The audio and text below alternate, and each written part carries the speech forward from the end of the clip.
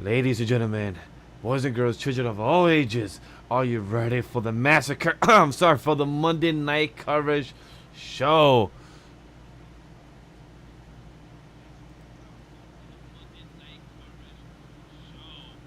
Hold up, sorry guys, I'm getting some feedback from somewhere and I don't know where.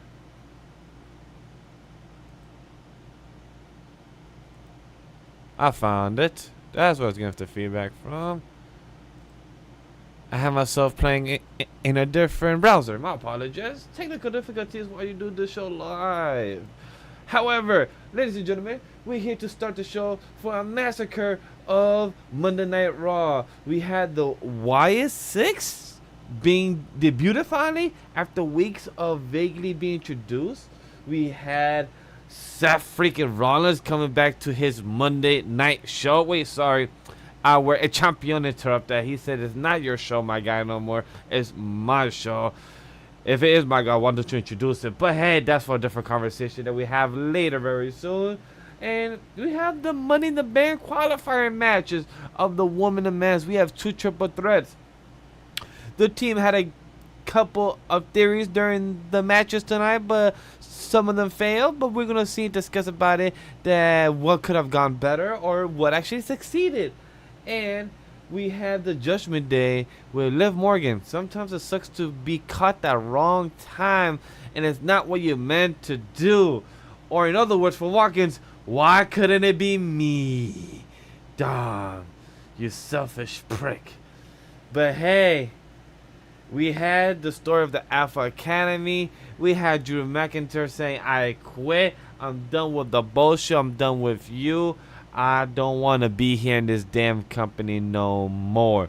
So, are you in his shoes? Do you hate CM Punk like Wade Barrett did? Because he was playing at such a good job that our boy, Drew McIntyre, even loved social media. He deactivated his account. He said, "I'm taking a timeout on my G's." But there's so much more to discuss. We had the Bron Breaker spearing not just one, but two people. This man, I'm loving it. So without further ado, if we're loving the damn fucking story, if it's phenomenal, if it's getting sick, the best way to relieve our stress is to discuss about it. So without further ado, hello, ladies and gentlemen, boys and girls, and ignorant children of the Isles. Welcome to the Weebs of the Ring podcast. If this is your first time here, welcome. Welcome to the show. Hopefully you have a good time checking us out. And if you're a recurring person, then welcome as always. And yeah, just to kind of help bring in those new people. You know, who are we right here? Well, just so you know, we have anime in our souls, and we got thoughts of wrestling out of control. Usually we're a trio of weebs, but tonight we are a duo, and we love the entertainment of professional wrestling. So allow us to be the voices inside of your head as we go through the wrestling event of the evening, give our thoughts and predictions on what's to come, and provide an experience inclusive to all you nerds. So grab your steel chair, get up from the table, and get put through an experience like none other.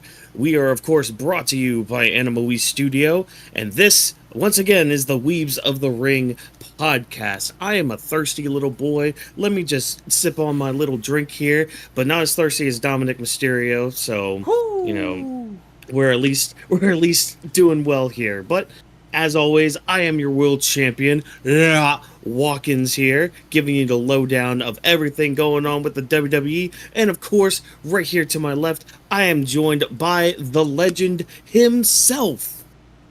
I am the visionary, legendary Vash that will come with the presence for Monday Night Weebs of the Ring that will go to your wavelength and to discuss for this show, because this show was phenomenal. It was spectacular. It was awesome.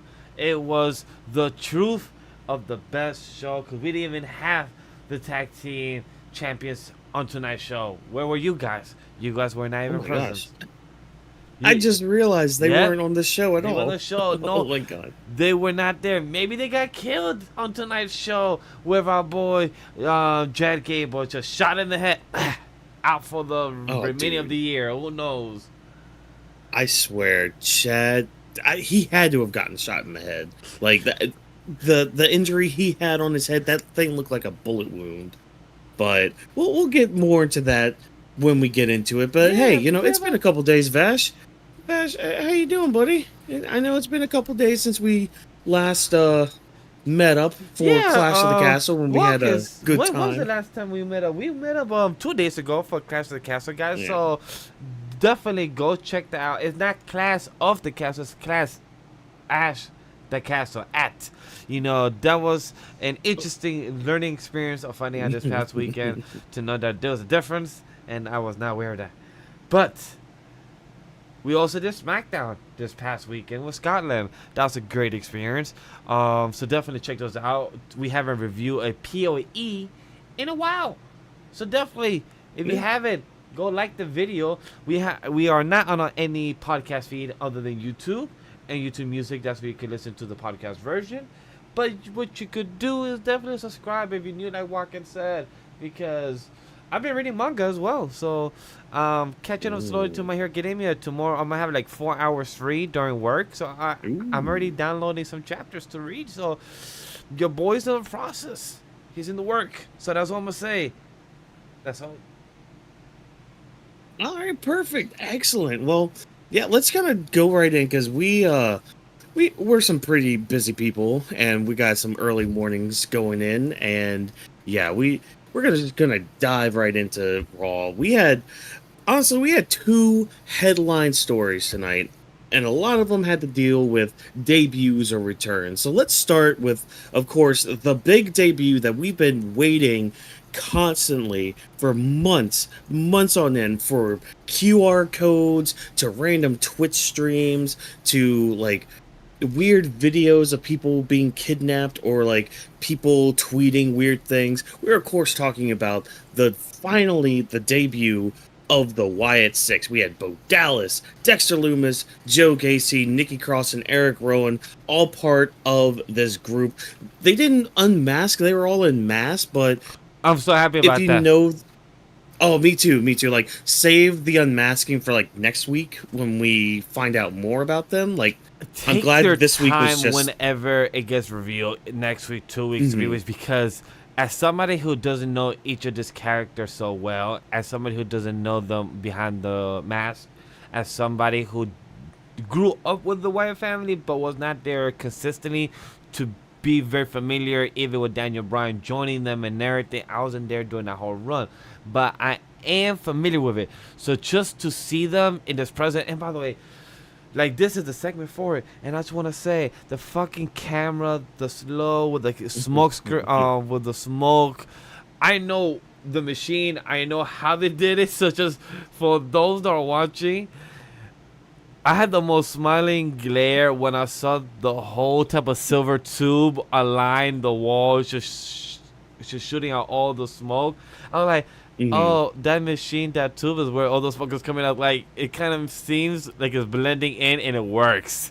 So I love it how like it just blends in, and just even this random person in a suit just on the wall and having blood behind them. It's like they just got like thrown by the hammer of Thor against that, and like he just got blood in the background. Like, oh, this was like it's like a battlefield just happened, like a quick just scuffle, and there was no winners. It's just like, yo, they just came to beat your ass up and just show you who's back in town. That's what it felt like, and I loved it. Yeah, no, like they came here on Monday Night Raw and delivered what their message was. It was a massacre. It was just destruction all around. Like, we don't often get things going. Like, we'll have segments in gorilla position, like where Triple H and all them are. Like, we'll get passing moments or like interviews back there or whatever. Like, we never really get something like this. We've never gotten something where gorilla position had been destroyed like this, and if we have, it's been a long time since we have. Like, and oh my gosh, there's just so much that goes into just this debut here. Like, it's one of those things where it's like, I really want to just sit down and look at it from like start to finish and like study everything, because like with Nikki Cross coming out, like at first I thought she was in like all this makeup and all that, but she wasn't. She was in a mask and everything. But it's like we started there. It's like a slow like transit. Like it was all one camera shot too. Like this was our one camera shot of the night. Like just slowly going into the back and like seeing the destruction going on, seeing each member like what they possibly did and all that. And I put here in the notes at one point, like during the match that this took part in, the rampway was dark for a bit. And I think I saw some pictures online of like them setting up the door and all that. So we at least didn't get to see, you know, them setting that up. So that didn't take the immersion out, at least on the TV viewing. But man, I want to go through this whole debut.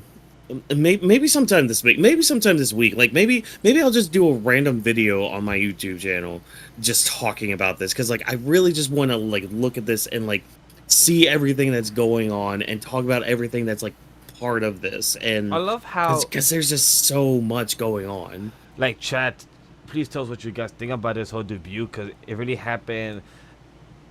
When the match ended, like, yes, we'll talk about Jey Uso match in a whole different segment, guys, because this is the introduction of them and needs a conversation, because they've been setting this up since WrestleMania ending, and it's been leading up to QR codes, Twitch streams, to random little clips, to the commentators finally acknowledging it a month after it has passed. I said, oh my god, these random things have been piling up. We don't know what they are. Until tonight, like, oh yeah, it's supposed to happen tonight. Yeah, like, yeah, it's supposed to happen tonight. Damn, like, are we supposed to now just blindly talk about it? Like, yeah. Like, well, we did have a time code literally on Friday Night SmackDown saying two days and I think it was like 14 hours, something like that. So I love how they've been timing it so well. And when it happened tonight, we was, okay, it's 10:52, 10:53.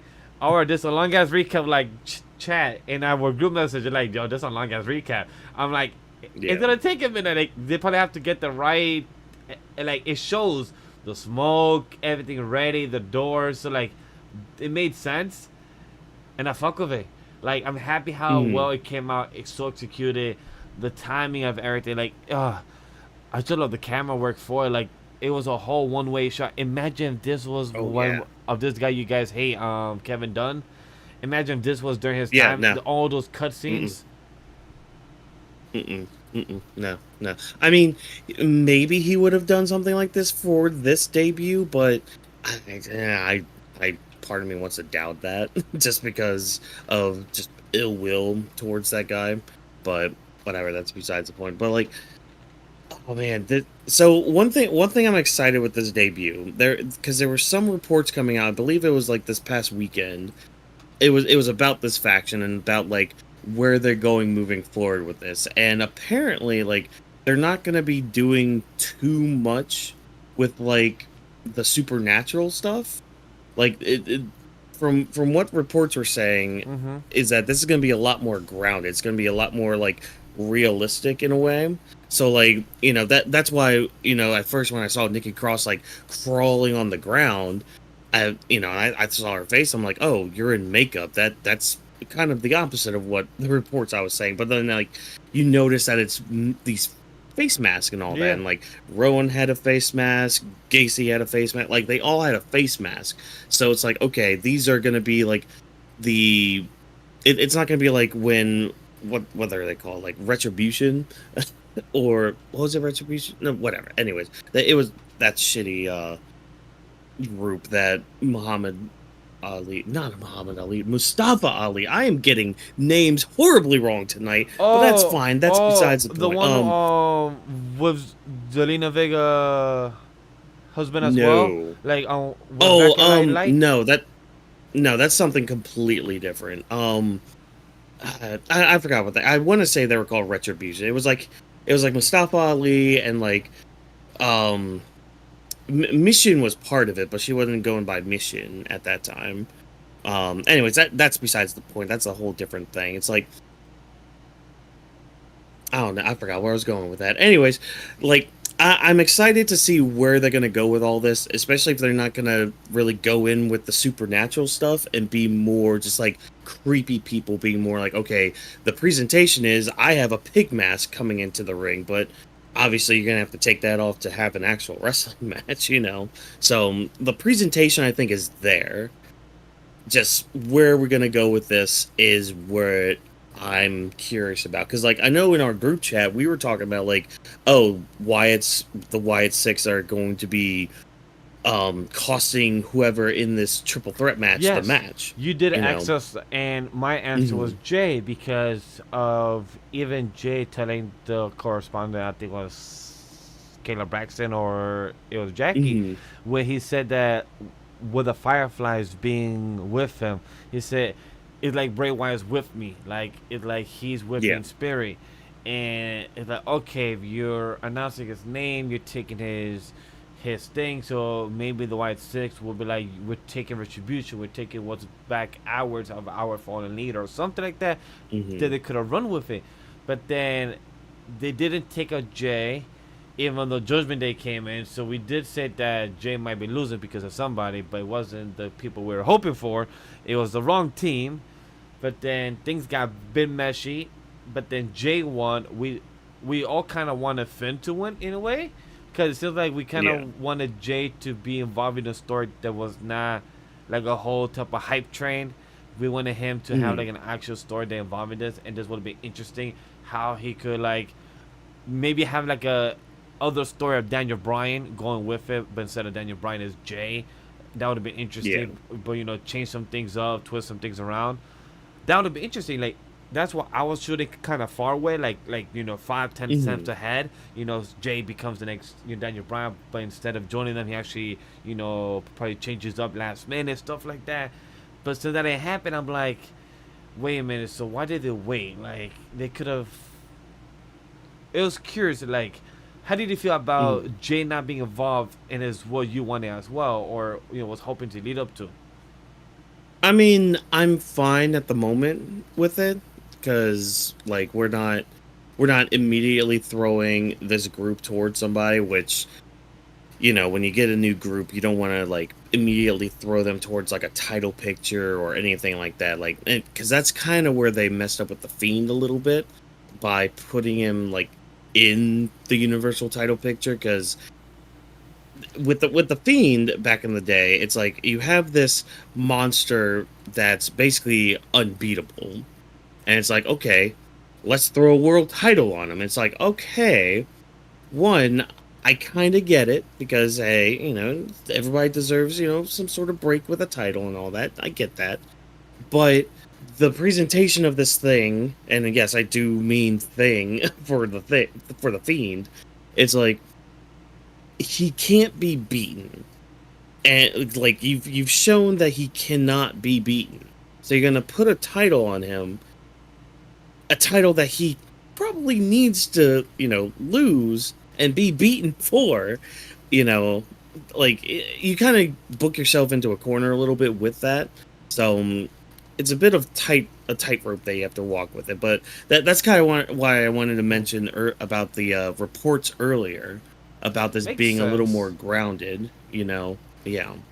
But yeah, like I just going back to like the massacre part in Gorilla, like, and even just a little bit before that, like Who like was the Aaron people on the Eric ground? Rowan. I couldn't tell the first people that were on the ground. I couldn't tell.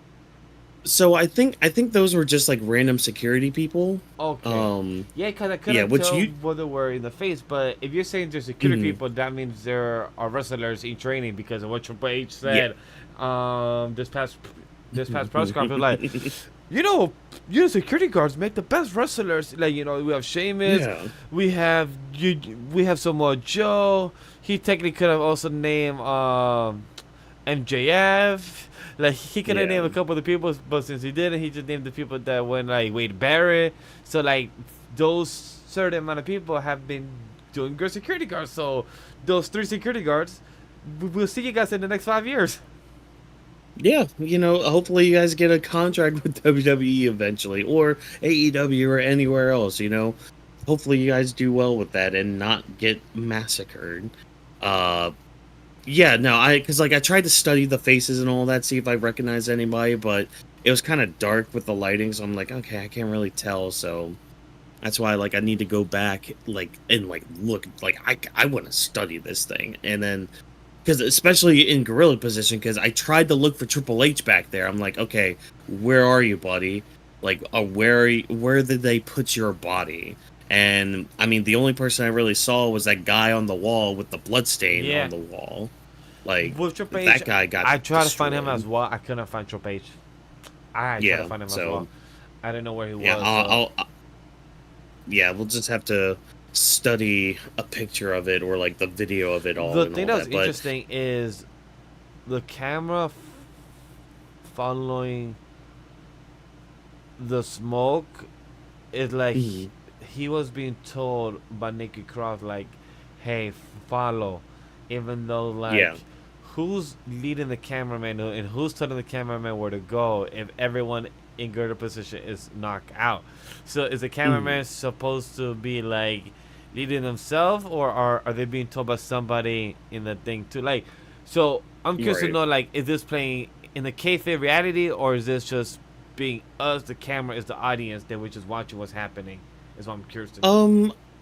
I kind of want to picture it as like us, like that's us just seeing all this. So like kind of taking you kind of got to take like the camera guy portion out of it, you know? Yeah. Like this is one of those times where it's like, okay, you're watching a show rather than like a wrestling event, if that makes sense. Yeah. Oh no, of Yeah. course.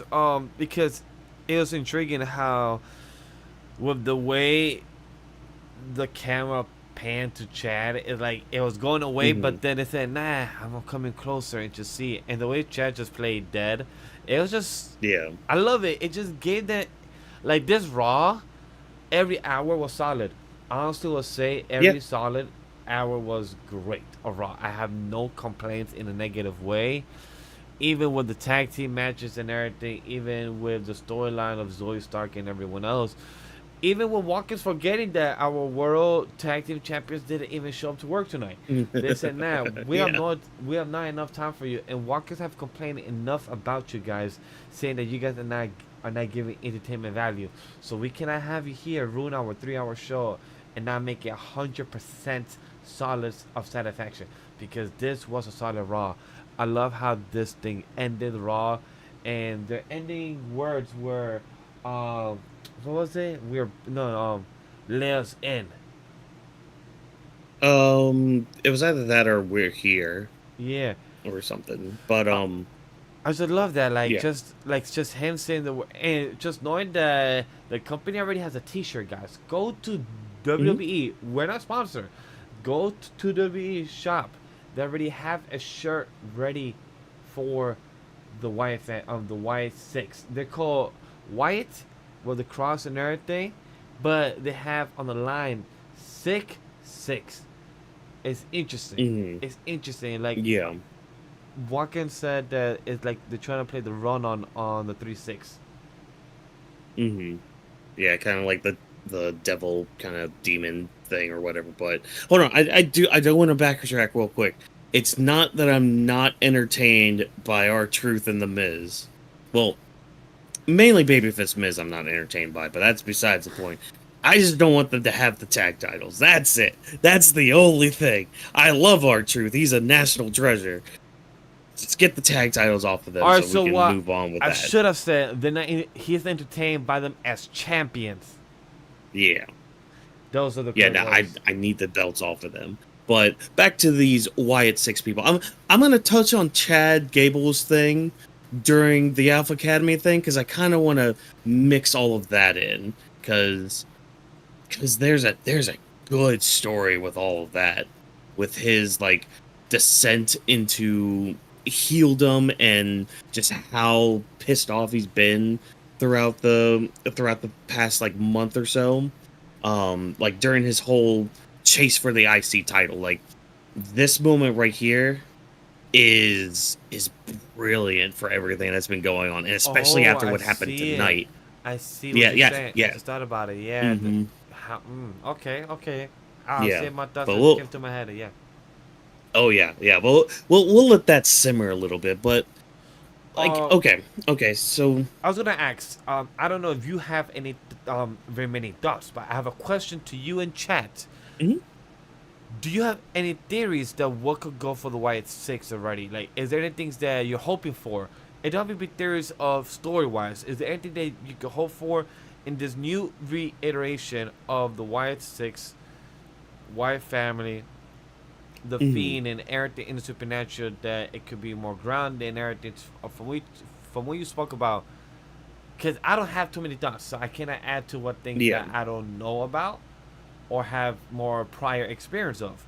So to you, or what are your expectations? Like, what is it you're hoping for? Like, for a casual fan that has been watching this, more recently in the recent years, what are you hoping for this new iteration?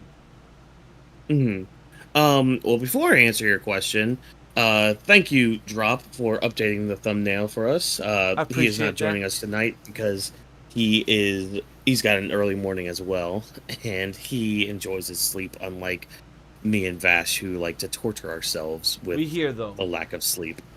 But yeah, it's all good. But do thank Drop for all of his hard work. He updated our thumbnail for us, so thank you for that, buddy. Hopefully you have a good night as well, and hopefully, chat, you're doing a good time or having a good time as well here, and having a good night and all that. But to answer your question, is I really don't know. I think the only thing I want is for them to have the respect for Bray that I know they can. Especially with, Bray's brother Bo. Well, I don't know if he's going to be going by Bo Dallas or his name of, I think it's like Taylor. Shoot, what's their actual name? Shoot. Anyways, I'll remember here in a little bit. Maybe he'll go by his real name, or he'll still go by Bo Dallas. It's kind of the same with everybody else. Like, is Joe Gacy still gonna have his name? Nikki Cross. I'm assuming Eric Rowan will. What's up, Yeah. Vash's fan? See you're here. What's up, Ash Hopefully you fan? have I a good appreciate night. you being here. Yeah, it like Yeah. Joe Gacy. I'm happy for Joe Gacy to be jumping from NXT to Hmm. Raw. Like, I'm glad that he could Oh jump yeah. into that because he had. I felt like he could work with this very well because he had the learning. No, not learning tree. What was the NXT thing called? Oh, the oh, shoot. Cause I'm being horrible with names tonight. Ava was there as well. Drop if you stood there or chat. Please let me know. Oh, While shoot, Whawkins has a my headache brain about is not this. working. Yeah. Also love the new thumbnail style. So it's unique for your brand. I appreciate it, Ashes fan. That's the goal. We try to be different. It's not the schism, was it? No. It Was it the was schism? no. Is it a schism? No. Ah, we'll remember it So eventually. somebody But will remind us. yeah, In the meantime, I'm just happy for Joe Gacy for doing that so well. Like, I'm happy yeah, for him, and for the other character that we haven't seen him in so long, Dexter Loomis, my man. yeah. He's Your been arms are gone huge. for a Your arms are while. huge, Oh my gosh, he bulked up, and I mean, bro. I think you The remember the one picture with his grown out Yeah, beard now. bro. The last time we saw him was when we had the draft of last year when Indy Hartwell got transferred over to the main roster. That was the All last right, time we let's see. saw him. Hold on. Really bothering me. I'm searching up what his group name was. It's really bothering me. I need to know. Da, da, da, da, da, da, It is da, probably yeah, Schism. well, it was the schism. Okay, good. I was right. Hell yeah. Yeah, See, chat. This is why I am always right. yes, because it's Schism because he had the roots. He said we are the Hmm. roots. That was somehow a meaningful thing. So yeah, so it makes sense. Yeah. And I'm excited for Nikki Cross to be back too. I hope she's more of like the crazy Nikki Cross that was from NXT back in the day. Cause that Nikki Cross was fun to follow around. Cause like she had I think it was a last woman standing match with Asuka in NXT that was really good. It was really fun to watch. So yeah, I'm excited for them. I'm hoping that they're just like a crazy group that just runs hot shot on everybody, just destroying people, and like, I don't know. We'll have to wait and see next week for any promo time from them and what they have to say and what they have to talk to really get the full grasp. Or we're not going to get a full grasp. We'll get more of just like a taste of what they're going to do. But I think next week is going to be more vital than this week, because this week just started everything. It just had the debut. I love it how I remember, like, the past couple weeks, guys, chat and everything as well. If you've been watching our show week to week, you will know that me, Whawkins, and Drop have been saying that the past couple of since WrestleMania, things have been, the pacing from the first half of WrestleMania after to the second half. I feel the pacing is so different from going from WrestleMania post to draft to Backlash. It felt very rushed. The pacing wasn't great and everything. And now from after Backlash to Clash at the Castle and now to Money in the Bank, the pacing is so much better. And now it's much where a 3-hour show felt like it was much better fitted for storytelling. And I'm excited for the Money in the Bank, because also, oh my god, a big shout to the graphics, because we don't really have a graphic segment, but this segment, quick thing, graphics for this tonight, the whole show tonight was amazing. The whole type of Money in the Bank vibe, and like the whole color, the little running little thing, type of Giphy thing. Oh my god, so cute. Yeah, and yeah, because if you guys have heard or remember, just in the past like couple weeks, I've kind of been like, all right, this third hour of Raw has been like kind of dragging a little bit, but like tonight everything just, it flew by. Like by the time it was the third hour after banger after banger after banger. Yeah, and like maybe one or two slow spots, but like they didn't stick around too long, and they were just done quick. And I'm like, all right, great, we didn't linger too long on all of this, and we'll mention those here in a little bit. But like, yeah, I don't want to stick too long with the Wyatt 6 stuff, just because me personally, I want the next step before fully diving into like where we can go with it and all that stuff. I 100% agree with the sentimentals with Whawkins, because this right now, to me, I could call the segment our first impressions of the Wyatt 6, how we feel of how the final chick got introduced, because people need to understand, this is an actual appetizer. This is no water being simmered.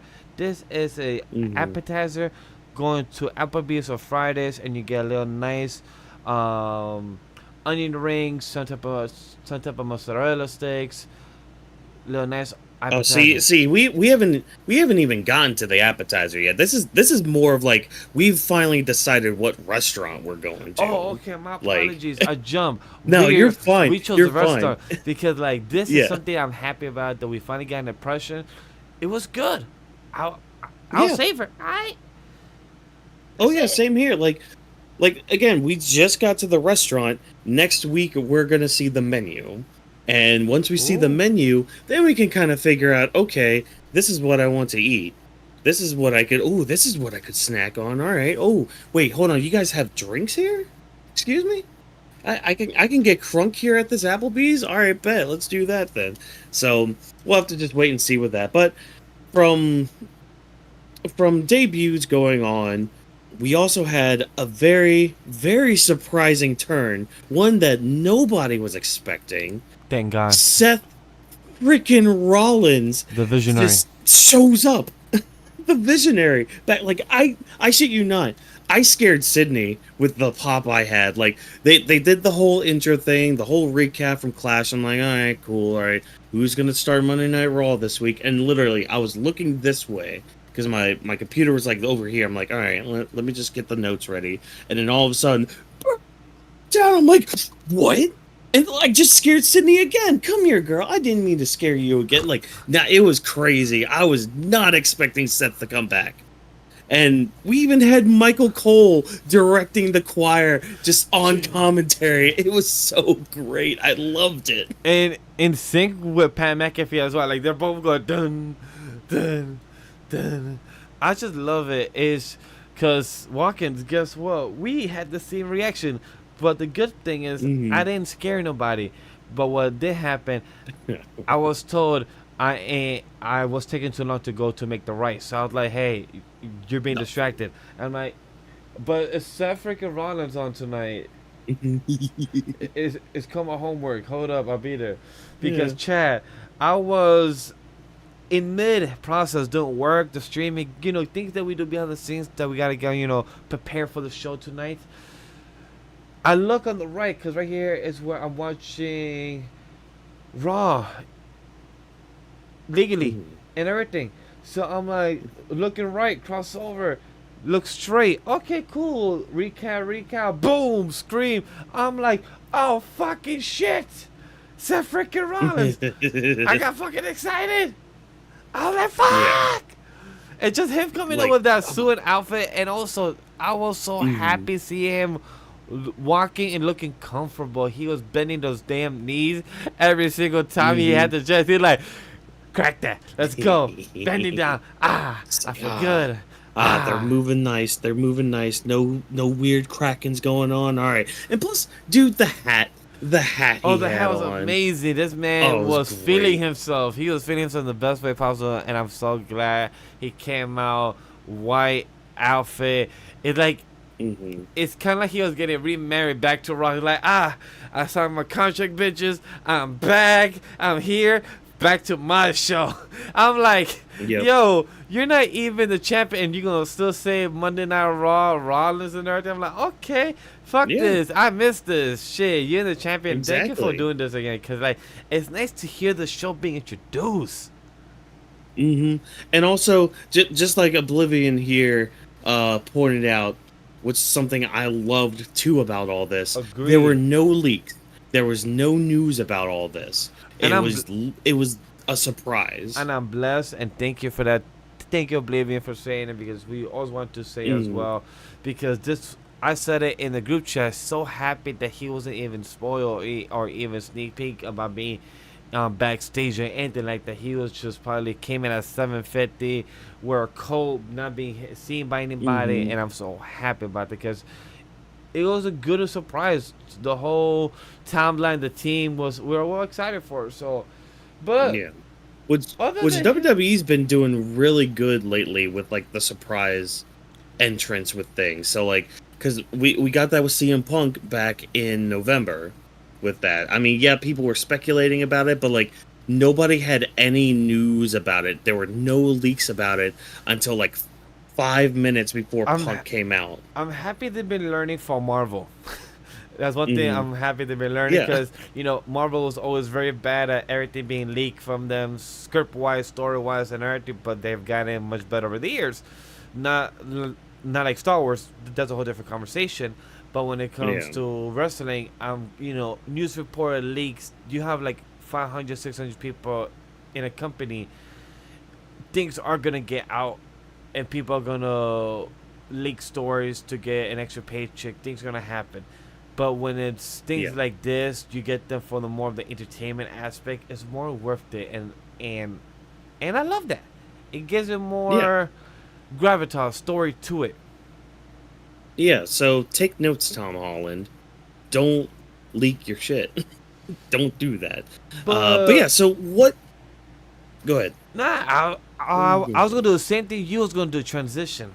Oh, yeah, because like, why is Seth back? Why is he here? Why is Gamora? Well, it's because Seth needs to be the best. He's here to be the best, and the only way to be the best is to have that world title. Yep, you gotta be at the top. And so, of course, at first, he wants to declare for the Money in the Bank. That's the first thing. Like, he's leading into, like, joining the Money in the Bank briefcase. He's like, I'm going to earn that right back. But Damian Priest interrupts Seth, and we kind of have a back and forth with him and Seth. And this might have been, like, this was a really good promo back and forth between Priest and Seth. Because, like, they both like mean something. Like Priest is trying to show like some sort of respect towards Rollins, but I mean, he's still got to be a heel with it and all that. So he's just saying stuff like, I wanted to cash in on you at WrestleMania because, I respect you enough to do that, fuck off with Drew McIntyre or whatever. And it's interesting that Priest is the one that issues the challenge to Seth, being like, why do you have to wait? Why are you going to wait at the back of the line? I'm going to prove myself to you. Go ahead. You won it. You got it. So how do you feel about, which has now been official by Adam Pearce, made official, that at Money in the Bank, Damian Priest will be facing Seth Rollins for the title. How you feeling about that, Vash? I love how when our boy Damian Priest told Seth, you're going to go one-on-one for my title. And I love that because it showed Damian that he's the one at the top right now. He's the one at the table. And my prediction, Seth is going to lose. Ooh. You're saying Seth is going to lose. All right. Seth is going to lose because right. Damian's going to lose next month. I mean, the following month for the SummerSlam versus Gunther. Yeah.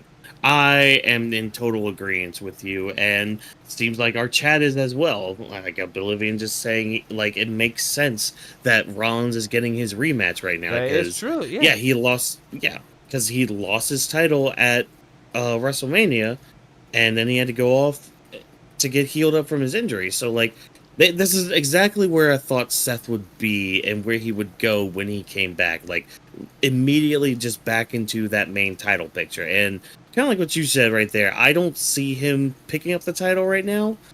As much as I would be salivating for a Seth Rollins-Gunther match at SummerSlam, storyline-wise, I don't see it going down that route. But we also have a little over 2 weeks to build everything. So maybe things can change by next week or the week after. Who knows? I most certainly don't know. I'm not backstage. Also, talking about the promo, I want to add that I love how Seth told our boy Damian Priest, saying that we both have grown from a certain faction. We have gotten bigger than our own faction, become visionaries, becoming legendaries of individuals. Like, I came from the greatest faction group of all time, the Shield, and I love how the crowd love and uproar and applaud. And then he said, but you, Damian Priest, you came from the Judgement Day. You haven't gotten the balls yet to become your own person. I was like, damn, even Seth has noticed it, that you still haven't become like the leader, or even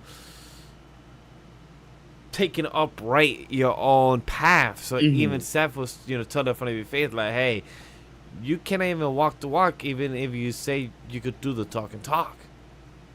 Yeah. And like, so here's the other thing too, is Seth is kind of a hypocrite in this part. Because, he says, oh, okay, yeah, like, I bet on myself. I took a step to make things on my own. And yet, when you go back and look at the story of when the Shield broke up, it's not like Seth Rollins, like, disbanded the Shield as just like, I'm going to do it on my own. No, he betrayed them and then joined the Authority and had the Authority with him, who was helping him, win matches and the championship and hold the championship and all that. Like, Seth wasn't always by himself at that start. He joined another group. So, in a way, he was kind of a hypocrite on that. So, like, maybe more of, like, leaning towards, like, him leaving the Authority, or, like, the moment when, like, Triple H kind of betrayed him a little bit, and then Seth bet on himself.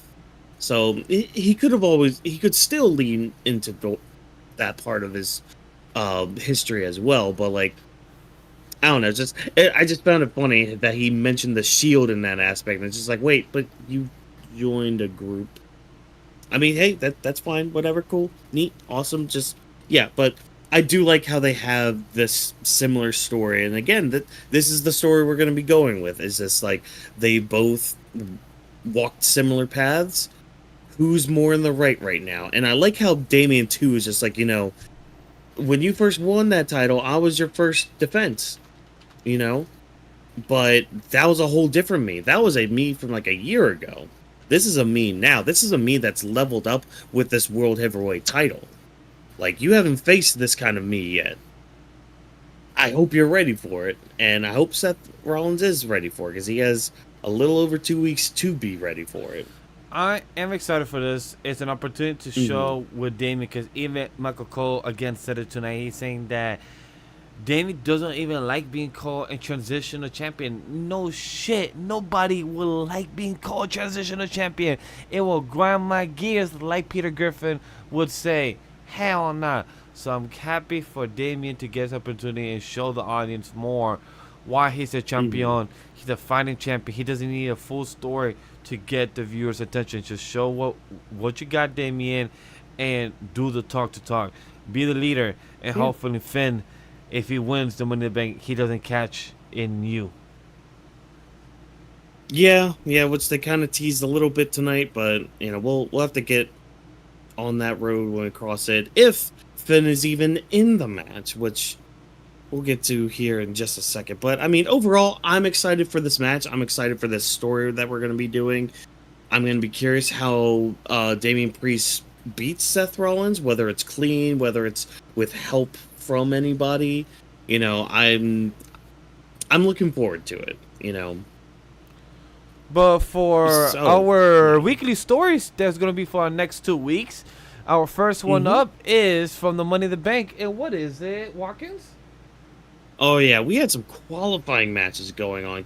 So we're going to be having 6 women and 6 men, both in their respective Money in the Bank ladder matches. Cool. Awesome. It's usually that's usually par for the course when it comes to Money in the Bank ladder matches. Sometimes there's 7, but give or take, it's more than likely 6. So we had our first women's qualifier. We had a triple threat match between Io Sky, Zelina Vega, and Kiana James. Surprised Kiana James was in there, but I guess somebody had to eat the pinfall. Or no, Zelina ate it, didn't? No, it was Kiana James. Yeah. Never mind. It was Kiana James that got it. By the way, Zelina Vega did amazing in this matchup. She was actually my one that I wanted her to win. That's her. Really? You wanted Kiana James to win? No, sorry. I wanted Zelina Vega to win. Oh, same here. I was kind of hoping she would, just kind of adding to the story with Io Sky winning damage control to change. Yeah, but Io Sky win, and I don't expect her to win the Money in the Bank this coming one in 2024. I don't expect her. We have other choices, but Zelina Vega coming out, I think she's gonna be busy for Money in the Bank on a 1-on-1 versus Liv. That's my guess for what is heating up in between the feud between Zelina Vega, adding herself to the feud between her and Liv Morgan in the past this week and last week, and also her saying that she got green lit to start again wrestling because she is medically cleared. Hell yeah, love to hear that. Also, I'm going to point this out too because it's funny that your fan mentioned Kiana James having no aura.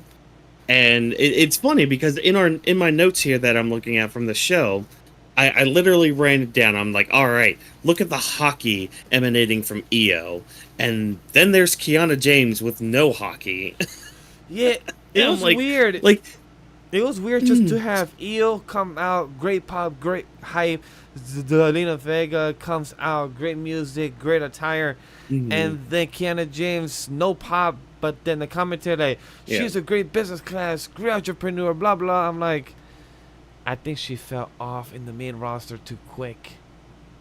Yeah. It's same exact thought going through my head, especially mainly during the entrances for this match. But it's not that I don't think she isn't. Well, okay, let me backtrack. I don't think she's ready for the main roster yet. She could be. I think if she got built just like Lyra Valkyria, getting pushed. Like Mhm. they should have put her. They should have put Kiana James as well in the Queen of the Ring to show these new Yeah. superstars. Even if they were gonna take the pin at the loss, at least showcase them why they came to the main Mhm. roster by the Queen of the Ring. But just having them having pairs, good mic work with the manager, but no type of wrestler, but having no type of audience, with at least with the SmackDown they Davenport. Oh, They Blair Davenport. Blair Davenport, thank you. Yeah. At least for her, she has some interaction with Naomi and other Mhm. superstars, so at least she could get involved. And she at least had one match already, I believe, right? She had one match Yeah. already. So at least, I believe she has. Yeah. but with Kiana James, it's just she has no flair for her in Nano Raw, and that's not good. If this doesn't go with her moving forward, she could be the next Zoe Stark, having no pop in the main roster. Yeah. And I so my biggest problem with Kiana James is like, honestly, and this will probably be weird, maybe to some of y'all from like remembering back in the day. Kiana James being brought up to the main roster in a way reminds me of when Alexa Bliss was first brought up to the main roster. Cause so like Alexa Bliss was brought up, and I looked at her. I'm like, huh. Like I remember you from NXT. You didn't. To me, like you didn't really make much of a statement in NXT. I mean, hell, I don't think she even won the NXT Women's title. Like, I don't think she really did too much in NXT. But like, she was brought up to the main roster, and it's like, okay, you're up here. Like, they put you in matches. You're fine and all that. Character work, okay, there's something there. And then like they started having her on TV more and like starting to do more, and like eventually, Alexa Bliss did grow into like not only an amazing character, but she was pretty damn good in the ring too. So I'm hoping for that with Kiana James, because it's like the character is there. Like I can see what they're going at with it. If it was me, to be honest, I would kind of have her. I would have kind of had her do a stint with Adam Pearce, like maybe being an assistant with him a little bit, like not necessarily like relegating her to only an assistant role, but like having the character first before the action, before the wrestler part of it, because like I think in ring she might need a little bit more, because like that's the thing, like this match kind of started off almost like her match with Daddy did. What was that, like a couple weeks ago, where it's just like, okay, they're doing a lot of fast stuff, they're doing a lot of quick action right now, and it's kind of sloppy a little bit. Like something's not clicking with the pacing. Like you could tell Zelina and Io are trying to do something, but like Kiana is just kind of flopping a little bit. But she did end up like kind of catching up with everybody, and the match did start going somewhere with it. But I like have to just the beginning of it, not like yeah. what's the word? I have to cut some slack, I guess is the word, for Kiana James, because also she's. I remember Tiffany giving I think an interview or some type of question that she commented a couple months back when she moved up from the main roster. I mean, from NXT roster to the main roster. She said that the scheduling and the traveling is a huge, big difference from the NXT roster. So to me, with Kiana James' work ethic, I trust the choice of Shawn Michaels and Triple H to choose the superstar they believe that should come up. However, would it succeed well for Kiana James if this is the route they hope for Alexa Bliss, or learn as you go, but continue doing the mic work that she has been given so far with Adam Pearce and everything? We just gotta see how it rolls over. But for this match itself, Zelina Vega, amazing. Kiana James, like you said, she was a bit sloppy in the beginning, but then got better at the end with her, allow with the pacing. I'm very happy with that. But Io Sky being the choice to win, not something I was kind of rooting for, but I'm curious to see how this is going to include herself in the damage control, telling her girls that damage control needs to change. If not, I'll do it myself. Okay, Thanos, we got it. You do yourself. Yeah. All right, Lady Thanos, you'll do it yourself. Fine. I guess it's all up to me then. All right, fine, cool, neat, do it, excellent. Yeah, like Io takes up the win, and I'm like, okay, that's fine. That is most certainly a choice. You know, tying in with Io's story, going with damage control and all that. But like, because like Zelina Vega looked really good in this match. Like she pulled off this cool like corner 619, only to get, you know, Io Sky off of the top rope and all that. And Zelina, like, she almost won this match. Like, she could have won this match. Okay. But for some reason, Liv Morgan comes out there and she's wearing Dom's crappy purple cowboy vest thing. And it's just like, wait, why are you out here, Liv? Why are you out here distracting Zelina Vega, costing her the win and all that? Like, what's going on here? What are we setting up? And I think you had mentioned it earlier, like maybe Zelina is going to be Liv's next challenger. Maybe she's going to face her at Money in the Bank, which I'm happy for. Could be a thing. I'm happy for Zelina if she does get this opportunity. Again, mid-card title needs to be presented to the mid-card for the main roster. Needs to. For Zelina Vega to jump to the main title of Monday Night Raw, it makes sense. I think Zelina Vega is main card material.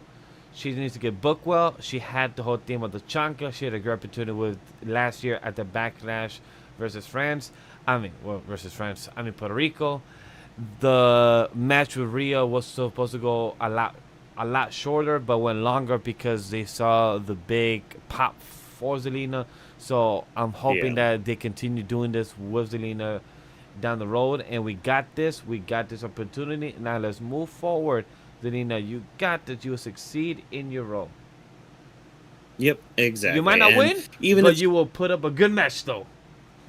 Yeah, and man, that's just what sucks though, is like her getting another title shot and not winning, because like, I mean, the whole story with exactly, like, just give us our mid-card title. That's all we ask for. So, but from one women's qualifying match to a men's qualifying match, which was our main event tonight, we had Jey Uso versus Finn Balor versus Rey Mysterio, and I mean, good match overall with it, but like, there's storylines here that should have happened and should have gone forward, and I feel bad because like, I love Jey Uso. I love, like, this is kind of like the Kiana James thing I was talking about. It's like the character is there, like he is over with the crowd as a character and all that. And yes, he is good in the ring, but it's like, I don't know. I felt nothing when Jey won, and I shouldn't feel that way, you know? So Jey Uso just said the new Wyatt family is here now. That means I gotta go in the interview. Was that like a backstage interview? He was probably talking to the backstage interview. Oh, that's funny. If you can you put that tweet in the chat, because we'll check it out when we get to our segment about this, because we are just kind of about it. So while one of us is talking, one of us could also check out the interview. So in the meantime, while Walker's probably is gonna search out the link himself, I will say this. Yeah. Jey talking to the fans in the back were hilarious. He always introduced them. I love how he was probably talking about, all right, guys, you guys are about to be on live TV. Don't do it crazy. We're about to do a lot of yeeting. We're going to be yeeting and yeeting, all right? Yeet. All right, yeet. I feel like that's just imagine how Jey is. But I think the problem that Whawkins is having is something that I understand, but for me it's still entertaining. That Jey is being loved by the fans, but not giving enough promo work and just doing a lot of hype promo does not elevate his character no more. He just feels like he's just a hype character, not a character with story and layers now. Yeah, which he will have more story and layers. It's just right now it feels like he's treading water until the bloodline stuff gets back to him, which I'm Hopefully assuming it doesn't will. need to be bloodline related. Hopefully this Y6, like my theory said earlier in the beginning of the show, does come to fruition and coming like probably involving him like in a Daniel Bryan type Mhm. of role. But when it comes to the match itself, Jay winning, I was excited. I was giddy, like with Pat McAfee. He said Yeah, no, like I'm still gonna Pat, eat. my boy Pat said, man, I got distracted because during the commercial we was just yeeting all over this place. I'm like, bro, Pat, hopefully you understand that people gonna take all these words that you're saying out of Yeah, context. You literally just good, saying that you're coming all over this good. whole damn arena, my G. Pat McAfee, my Yeah. man. You're saying the whole wrong words in the whole wrong type of sentences. However, my choice of winning, it was Finn Balor, the demon. Oh I want to yeah. see I want to see the demon Balor, and I want to see the role switch. How last year we had Damian Priest being the Money in the Bank of the briefcase, but Finn was going for the title for Seth.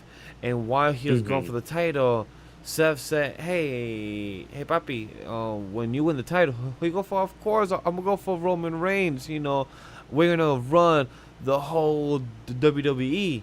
I'm like, cool. Yeah. So Finn was okay with that, but now I was hoping for Finn to get the opportunity since he said that earlier in the show. When Finn got asked by Damien, who are you gonna go for title? Of course, I'm gonna go for Cody, man. You trust me, right? It was put on attention, but then it didn't follow up. So I was hoping that the Y606 whatever did Hmm. not betray, did jump on Jay and Finn would have taken the opportunity. Because no offense, my boy Hall of Famer Rey Mysterio, you were not my choice of winning. You were not even the runner up. I'm nothing against you, my Hall of Famer. It's still great to see you doing these dives, these flips, doing a 619 to the gut, to the head, to the chest. All great Hmm. spots. But my man, you're good sportsmanship and entertainer right now. You as a champion or a Money in the Bank briefcase winner, I don't see it happening in my future. But Finn Balor, you was my man. Yeah. Like I am fiending for. By the way, I dropped that link in our group chat Copy, I'll for check it. the Jey Uso bit. Um, I'll check it out here in a little bit. But yes, I am fiending. I am salivating for another Finn Balor, for an actual Finn Balor world title run. Like, 'cause, the only time we got it was only a 24-hour time period. The other time he's had a title, it's been like a tag title WWE Hall of Famer or in Rey the IC Mysterio title. and Finn Balor. I don't remember if that's he's won that US title. I don't think he has. going to help you? His in NXT this title runs, for example, were phenomenal. Like, I'm salivating for a Finn Balor world title run. I need it in my veins, just injected like right here, like in the vein, right in there. Just like multi-man go to the match doctors, at Money in get the Bank. Yeah, put that Kathy. little I mean, tie it around boosts that they my do that can confidence, like I know make the that. veins stick Went out out a there and bit got and the just W like I said I inject was for my right there. people. Finn Balor I've been world yeeting title for me run. since day one. Right in So I'm there. really proud I about need that. it. Happy we got some interference the from WWE Judgment Day Universe though. also- Like Dom, JD, and Carlito tried their best, but Braun Strowman just So very loves concerned that helping you out these actually flippy boys activate- with their problems. Yo, the way this man was running down the ramp, it was hilarious because I felt like this man was trying to run fast, but not so fast to trip, but also run in a fast pace, but look big enough to run. And like I felt like that's why I was watching like a whole type of cartoons. Like I got this, I got this, I got this, I got this, I got this, I got this. Don't fall, don't trip, don't fall, don't fall, don't fall, don't trip, don't fall, don't trip. I got this. I'm gonna run these two man and get them out of this ring. Run, run, run. Like that's what I was getting from Braun Strowman, just watching him the whole damn time. the Yeah. Fireflies. So Also, what is wait, your response to that? Kathy Kelly was on the podcast. Did you- Wait, she's here. Wait, saw that where, in the where Raw are you, too? Kathy? Kathy. Shoot, I thought I missed her. Darn it. It should Oh, be me. it's because I'm Not hearing the clip that you send it, so it's probably overhearing right. on the Discord side. My apologies, chat. I'm here. Oh, I'm here okay. trying to do. I like, didn't even notice it. Need to clip that dance of Vash. Yes, Like, dude. run it. Please clip it. Do it. But yeah, after a coup de grace and a splash to Finn Balor, Jey Uso picked up the win. He's going to the Money in the Bank ladder match. We'll find out the other 5 people going into each matches here later on. I'm hoping the last thing I want to say about these qualifying matches is I'm hoping there's like either next week or the week after. I'm hoping there's like a last minute or like a final chance for like the people who lose here, so that way Finn Balor can be put into the match, or like Zelina Vega maybe can be put into the match or something. Like, hopefully there's a last chance kind of thing for these people that got taken down. Oh, Tresky! I am so ecstatic. Oh, so are we, buddy. So are we. This was a great Monday Night Raw. Who makes the memes in the group? They need to definitely do it. Oh, don't worry. I think all of us equally make the memes, I think. Yes. Yeah. Almost equally due to some confrontation, but I love in the Twitter timeline there's a few people in the WE employees. One of them was Nick Aldis tweets literally at 1 hour ago, right after the show ended of Raw. He tweets question mark question mark. He's like literally asking what the hell just happened. He's like, this is not gonna happen on my show SmackDown, right, guys? Right? Is my Right? show So, like, safe? Because I gotta deal with bloodline stuff. I cannot deal with a new faction coming out right now. imagine if they went on to SmackDown and pulled this shit too. I kind of want that now. I kind of want that. Oh, Nick Aldis, you better. Oh, excuse me. You better hide, buddy. But talking about the Judgment Day interfering, talking about Braun Strowman and everything, there was a main key factor of interference tonight. What was it, Whawkins? Yeah, like Liv Morgan just continues with her shenanigans, and I hope we continue getting Pat's play-by-play of Liv Morgan and her stuff, because this was hilarious when he was going by like what happened last week. I'm surprised he didn't say anything about her little lean back from landing on top of Dom last week. Like, I'm sure he couldn't, because there was a moment here where he was like, you know what that means, Cole? And Cole's like, I do, but I don't think we can talk about that on air. Yes, I heard Like, it. I'm like, oh, I'm glad that they're trying to keep it PG / maybe not PG, but also like, hey, Yeah. maybe we go to Netflix 8 months from now. They're at Maybe least we hinting could at it. maybe we could joke around in between those lines. Yeah. But right now, let's not do that, Pat McAfee. Let's not get us fired already. but- It was But, such like, a I great. feel- It was a great play-by-play. Like, I love this little Oh, yeah. thing from Pat just doing by it. It just seems so natural. He's like the 14, 18-year-old in us, boy, girl, just watching WE and just seeing what we're watching and the comedy of it. He feels like we're the audience of the type of telenovela we watch on screen. Like, oh my God, look at this, point A to point B. Look at this. He was interested. Here's the arrow. Here's the color. What's going on here? Yeah. But I like how, like, the whole point of this play-by-play from Pat is to point out that, hey, we saw you, Finn. We saw you grab that key card. You're not slick. What's going on with that? And just how it immediately just kind of transitions to the Judgment Day's clubhouse and, like, Damian Priest confronting Finn about that, being like, hey, why'd you take the card, buddy? Like, Damian trying to be all big, bad, muscly dude, being like, hey. And Finn's answer Why'd was you so take that card? bullshit. He was like, oh, Yeah, I was trying to it was. protect Dom. I was trying to protect him so he wouldn't take him. Like, Finn. really? Finn. Really? Anybody Finn. here would believe you that you're trying to protect Dom? My guy, Finn. Yeah, came out the same car like 3-4 weeks ago. Yeah, literally came out the same car in the back of the camera. We saw you. What are you guys Yeah, like, scheming you're that not- we're you're not not supposed to slick. know? Yeah, you're not slick. Like, you're not some sort of mastermind. Well, I mean, kind of, I guess, because he's trying to go around everybody. But, like, we see what you're doing. We know, well, we kind of know what you're doing. Like, come on. You're not that smart, Finn. All right? He was hungry, and guess what? Guess what? So are some of us. Why is it gotta be freaking Dom? Like, why's it gotta be Dominic Mysterio with his dirt on his lip? So, talking about it, Dom couldn't find his cow vest purple Yeah. at all in the clubhouse. He kept searching.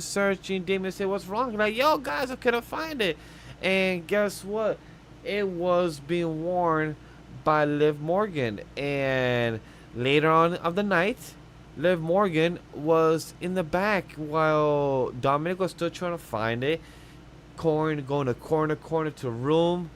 And guys, have you ever been watching an anime or TV show and then it comes at the wrong time? Your parents could walk in the room. You could be watching Naruto or Food Wars, Sogeki no Sama, and when they're cooking food and someone they're having and an explosion happen and clothes come up, parents come at the wrong time. Well, guess what? Damian Priest came at the wrong time and caught Dominic Mysterio unzipping the jacket, the cow vest of Liv Morgan. Because Liv is just like, oh, you want it? You'll have to take it off of me. I'm just like, yep. Let's keep it. PG show. PG show. Mm-hmm. Like, yeah, Liv, and especially if there's fan art, keep it classy. Keep it classy, all right? Like that's all I'm gonna say, people. To keep it classy, all right? But God, man, fuck Dom. But I do like how Damian Priest he played the father tonight, and just like Dom, no, get out of here. Why did he say go to the clubhouse? I'm like, no. Can you just say go to the crib or go to the spot, go to the corner or something? Don't say, yo, Dom, go to the clubhouse. I'm like, it doesn't make it sound fun no more. Like, yeah, I guess are supposed to be gothic, the black vest, jacket, spikes, tattoos group, and you guys are called in a clubhouse. Like, doesn't have... Oh, I'm not gonna lie, I would have popped hard if Damian Priest came out. The night house. Yeah, I would have popped hard if Damian Priest just reached around reached down, grabbed one of those toy bats and just bonked Dom on the head. No. Oh, he'll be like, no. Niño, ya, usted tiene ría, habla con ella, que no joe. That's it. And she'll be like, go to the clubhouse. That would be funny. Like, show the Spanish side of stop being horny. Stop it. We said no. He would have. You have one mommy, no two mummies. If Judgment Day were cool with LWO, he could have just borrowed Zelina's chancla. Yes. You're like, no. Be like, no. Hijo de puta. Pare. I'm tired of following your Judgment Day shit bullshit. Oh. Can we get our shit in order? Mama, well. Clip a whole Spanish segment of Vash screaming in Spanish. Oh my gosh.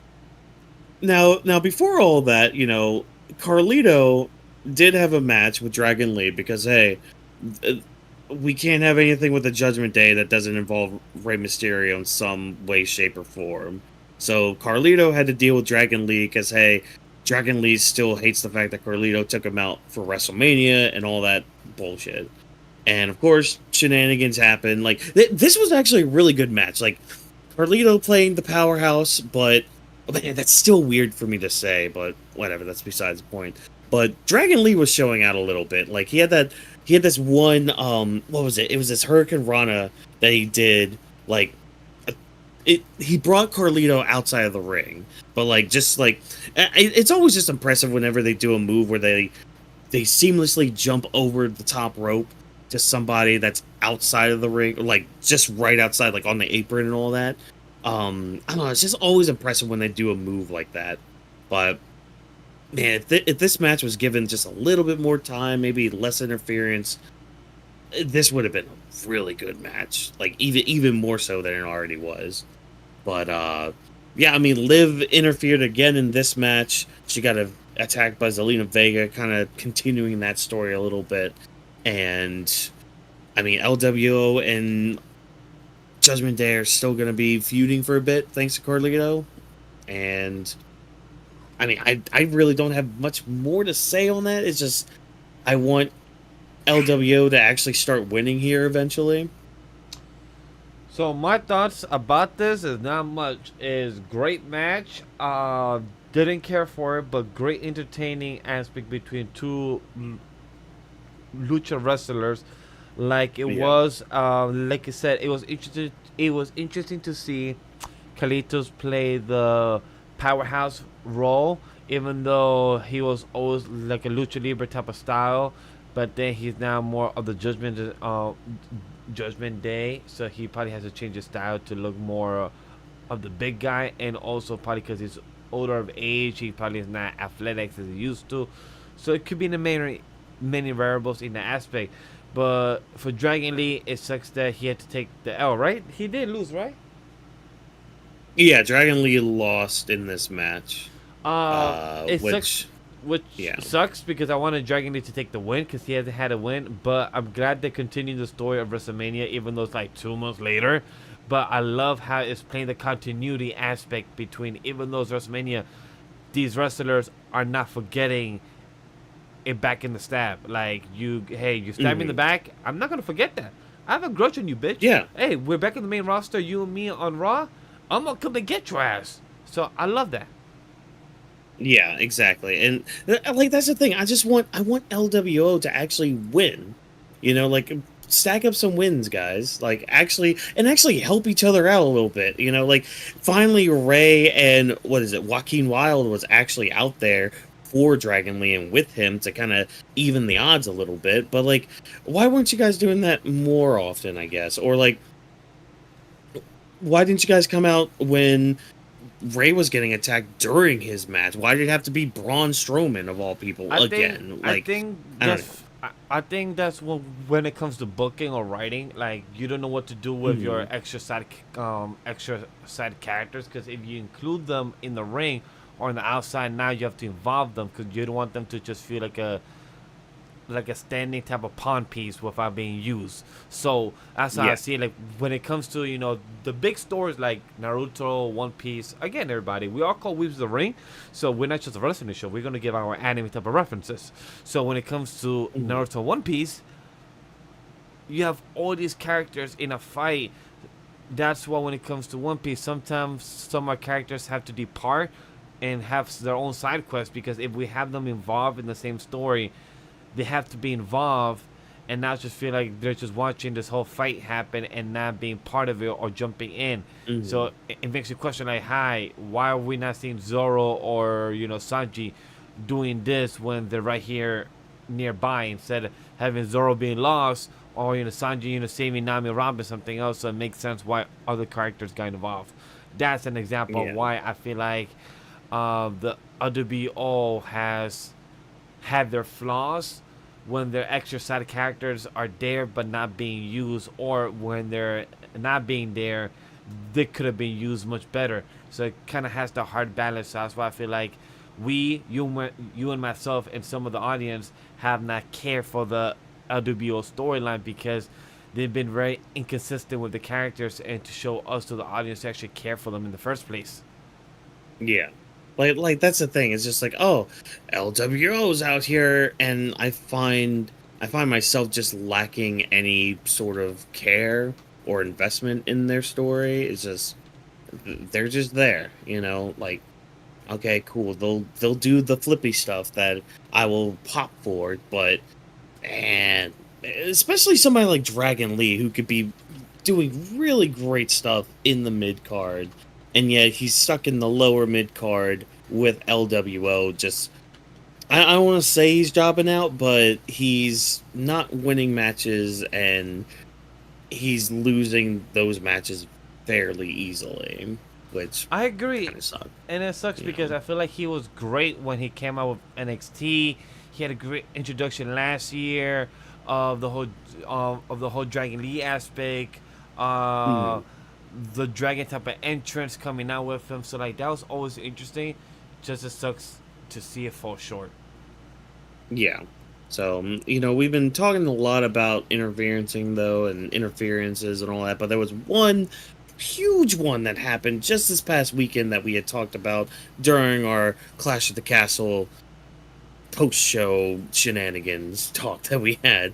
Drew McIntyre got screwed out of his title shot because of a certain CM Punk, and they showed the footage, Vash, of CM Punk getting that referee shirt.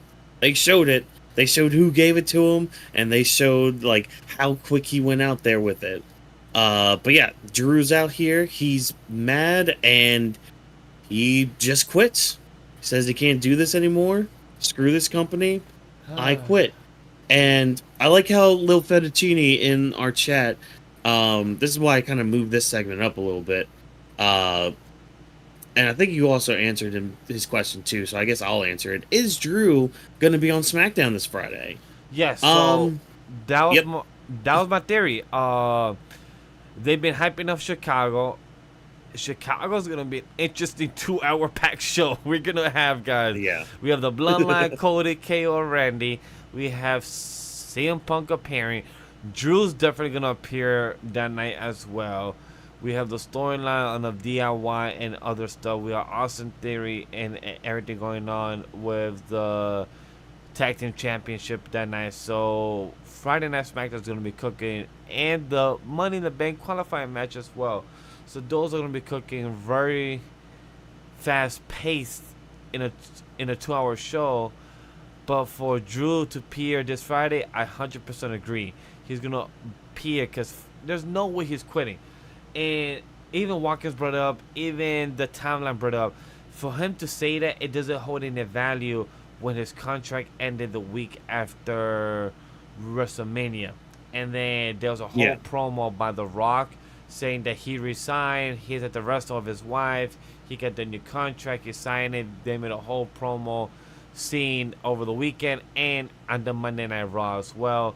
So for him to say I quit, it was interesting because I love what they did. They made it look serious, where he left very kayfabe to keep it alive. He deactivated his social media as well on Twitter. He's a really big hater person on Twitter. Really curious to see if he's gonna also deactivate his IG, because I'm not sure. The recording of this time right now on stream, I have not seen him deactivate his IG, but I know an hour ago when he was there, he was still active. So I know he did his Twitter yet, but if Whawkins could fact check that for me. The last thing I was gonna add, Triple H moved the camera to a side, like, no, stay away from the business that we're talking, like, this is too private now. And I love how Drew walked away again. Adam Pearce went to walk forward, and Adam Pearce was still trying to get the attention of Drew, and Drew was not having it. So I love how through the whole time he was consistent, implementing the kayfabe and saying, I quit. Like, how did you feel about this Whawkins overall? And did Drew deactivate his IG? I'm not seeing. I didn't see an account except for like a fan page of Drew McIntyre. So I get he might have just like privated it or something. So there was that. Like, yeah, that was my whole big issue with him being like, "Oh, I quit." Like, well, I guess first of all, I do see him being there on Friday to confront Punk and probably quote unquote re-injure him, because I think I saw a couple reports today saying that, you know, Punk isn't going to be ready for Money in the Bank, but he'll be ready for SummerSlam. Which, okay, that's fine, that's fair. So maybe they could do an angle where Drew just destroys him on Friday and gets some sort of comeuppance for CM Punk for screwing him in his own hometown, too. But, yeah, like, when he did the whole, you know, I quit kind of angle, yeah, it really took me back again, because we had the whole thing with The Rock giving him that sword and be like, oh, he's re-signed with the company. So it's like, okay, you kind of lose a layer of storytelling right there by having Drew, like, us knowing as the fans that Drew had re-signed with the company. And then, but like in kayfabe, he's now quit the company. So it's like, what do you do? Where do we go from here? And like, there's really not much time for him to like make an indie appearance somewhere to be like, oh yeah, I truly did quit the WWE, because like I would see them doing something like that. Like, I mean, they have a working partnership with TNA. I was about to say Drew that. Would could've, it be like, fun tomorrow if he has not gotten the NXT title yet? He could go tomorrow and go for the 20-man battle royal of the NXT title for Drew Williams. That'd be funny, but Drew actually has won the NXT title. Okay, then So never mind. He doesn't need so he it. doesn't really need it, but it would be kind of funny if he did go down there, and then get eliminated by people. That would have been hilarious. Yeah. Hey, that is a TNA experience. Yeah, but we'll just have to wait and see with all that, because I mean, again, a lot like the Wyatt 6 stuff, we just. Well, I don't want to necessarily say we just got to the restaurant with him and Punk. This is more of like we got our soup now before the main course. You know, we like, got the salad. This is your, that our salad with whatever dressing you like with it. So yeah, we'll have to see on Friday if he shows up or not. Now we move on to the good old Ballad of the Alpha Academy, which kind of ended in tragedy now that we think about it.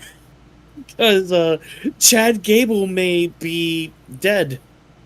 And you may ask, how dead is he? Well, if you ever watched TFS's Dragon Ball Z Abridged, you know that how dead they are is cadaverific. Bro, but this motherfucker is dead on the Wikipedia. Bro. He is. Chad Gable is American professional wrestler, died on June 17, 2024, and former amateur wrestler. He was known as under the ring name Chad Gable. He is a four tag team champion WWE. He was unfortunately died by a gunshot wound. He was killed by a member of the Wyatt Six, most likely Uncle Howdy. Oh man, I feel bad. I feel bad because he might be dead. And I saw too, like when I was trying to find the tweet with Jay's interview in the back. Yeah. I saw a tweet from Tozawa, and I want to say I reposted it. I don't remember. But it was just like the Alpha Academy. It was like a picture of the Alpha Academy, and it was like in black and white, kind of like an in memoriam kind of thing. So, the memes are gonna be hilarious coming from this. I see it. The Alpha Academy in black and white. I see it. Just all of them, like, oh, what used to be. They were all so cute together. It was such a happy family chat. Just to see the things that people are saying. Braun Strowman is one of the people there, but it doesn't look like it. People saying Gunther was one of the tragics. Look, the one we know the most right now is Chad Gable. He got shot head in the wound right there. Boom, bleeding out to the next side. It was hilarious. Yeah. So people are wondering, like, is he gonna come back to life by next week, Monday Night Raw? Is he gonna go back of the line that we don't ever see him like with Ricochet? They should have taken a Ricochet like this with the Wyatt Six. This would have been dope. Like, it would have been. I mean, have him have him be going in a coffin, try like the Undertaker type of thing. But with Ricochet go in the coffin and pull him away, so we don't ever have to expect him to come back. And then if he did, he had to come back by bury him alive. Type of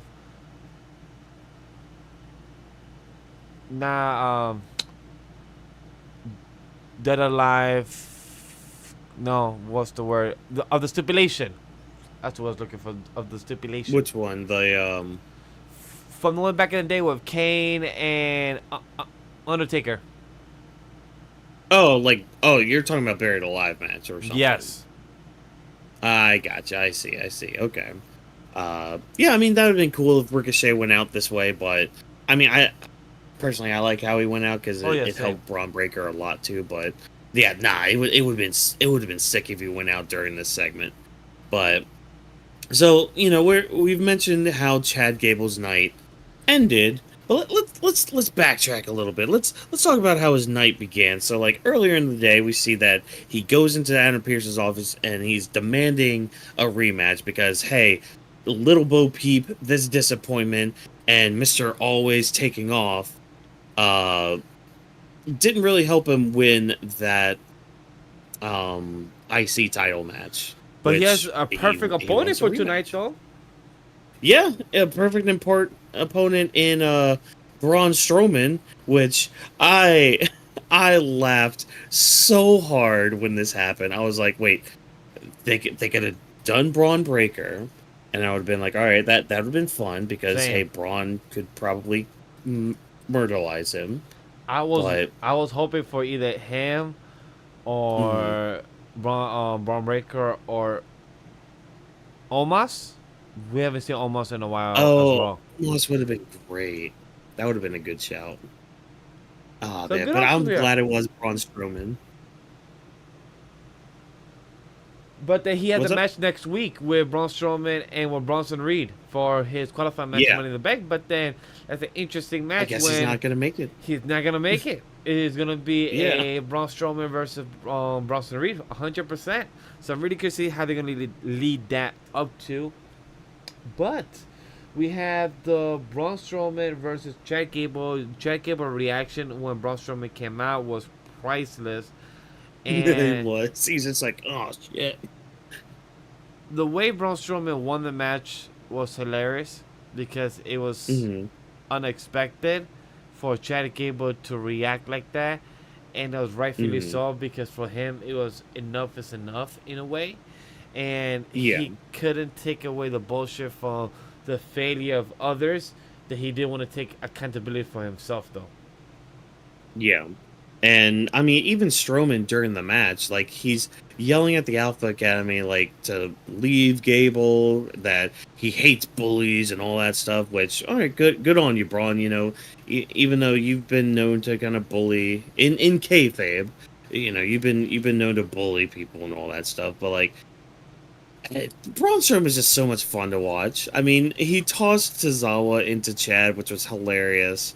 And just the way he ended the match too. Like, I mean, Chad had a few spots here and there, like trying to get back into it, but I mean, in the end, it's Braun freaking Strowman. One spinning power slam later, and you're done. You're donezo, or Dunyan rings, or whichever way of done you want to say. Like, Chad was basically flattened out, and yeah, like you said, he doesn't want to blame himself for his misgivings or his failures, so he blames the Alpha Academy by like slapping around Tozawa. What really pissed me off was he took Maxine's crutch and threw it at the ring and then told her to get out. Yep. That He said, walk that pissed me He off. said, walk your one hop foot ass down this ring, and you get yourself by yourself out of this ring. And I'm like, Yeah. at least, at least get her to the ring, to the rope. Like, girl probably came in the hop route with his whole fake ankle brace ramp thing, and I'm like, they're acting the best out of these roles, and I'm loving it because even Tozawa like showing he's scared to react to his coach, like he like, Yeah. hey, I cannot fight back you, coach. Like, you got me in this back Alpha Academy, you got me to be, Tozawa, you nasty. Xavier was giving him His little little lines. dance. Ah, ah, His little dance. ah, You know? ah. Yeah. You Oh. nasty. So just having all that type of hype from Xavier Woods and Jack Gable, telling them Tozawa couldn't see himself like, hey, I can't fight back you, coach, master. Like, you are the one that trained me. I can't do that to you. Still understood it. But our big, strong guy, the number one, he couldn't deal with enough of the bullshit. He's like, nah. I just heard you slap my man down to the ground. He turned around and said, nah, this is some bullshit I ain't gonna stand up with. Yeah. And like he just pushes Chad to the ground, like, and he doesn't do any more than that, which, you know what, I'm kind of glad that Otis held back a little bit. Like, he did the one push, he helped them back, and then like later on in the night, he's getting his bag together, leaving and all that, and he just says, we're done, we're leaving, we're finished, Chad. And like, Chad, he tries to get the last word out by saying, you're all expelled, and he goes on this little thing about how he's gonna win Money in the Bank and win the world title, and then so this is why I wanted to wait for like the whole Chad Gable thing till now with the whole Wyatt 6, because like with him being one of the victims now, like it adds a certain layer to all of this, because like you have Chad, who's been just spiraling out of control ever since losing, you could almost say ever since losing in front of his kid, like ever since his daughter cried. Like that was the moment for him that like he starts spiraling. He goes down this deep dark hole where it's just like, I need this title in order to prove to not only myself but the people around me that I am something, but mainly to himself though. But like it sent him down this dark path where it's like, okay, I can't blame myself anymore. It can't be me. It just, like, I have been on a certain level. It cannot be me that's making that is the reason that I can't get a singles title in this business. So now he's blaming the people that he supposedly calls a family, and like the fact he keeps using that family thing, it's like he's getting all this heat for this, because like a lot of people can relate to having a family member like this, a very toxic family member like this, where it's like, okay, we're family, so you have to listen to me, you have to do what I say, you have to do this. And it's like, I can't deal with you, Uncle Joe. I can't. Like, you say we're family, but like the way you act, the way you treat us, the way you just disrespect everybody and everything, we can't do that anymore. And like Chad finally pushing the Alpha Academy away ended up leading him to, I guess, perish now, because it looks like he got a gunshot to his head.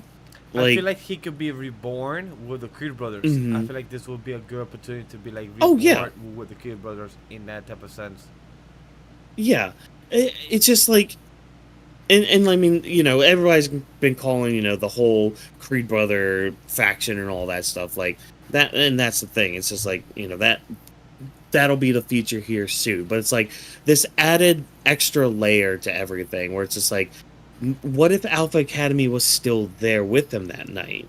Like, would he have suffered from all this? You know? So, like, now there's just that extra layer there where it's like, Chad can use that. Like, I got seriously hurt. I could have almost, you know, kicked the bucket if you guys were there with me. If you guys, like, actually treated me like a family. And then, like, you know, then there's the whole thing with the Alpha Academy. They could have been like, you know, oh, if we were there, we could have helped him, you know, kind of that, like, that aspect. Like, there's so many, like, deep layers to this, where it's like it's an actual story being told. Like, we're trying to follow these characters, and like there's actually things going on like outside of these matches where it's like, and I think the most important thing too is it's relatable. Like I was just saying, like, I can almost guarantee every single family has at least that one toxic family member that is just like Chad Gable, that is just like, you know, oh, we're family, we're supposed to do everything for each other. Yeah, like, I can almost guarantee that no matter how good you say your family is, there's always that one person.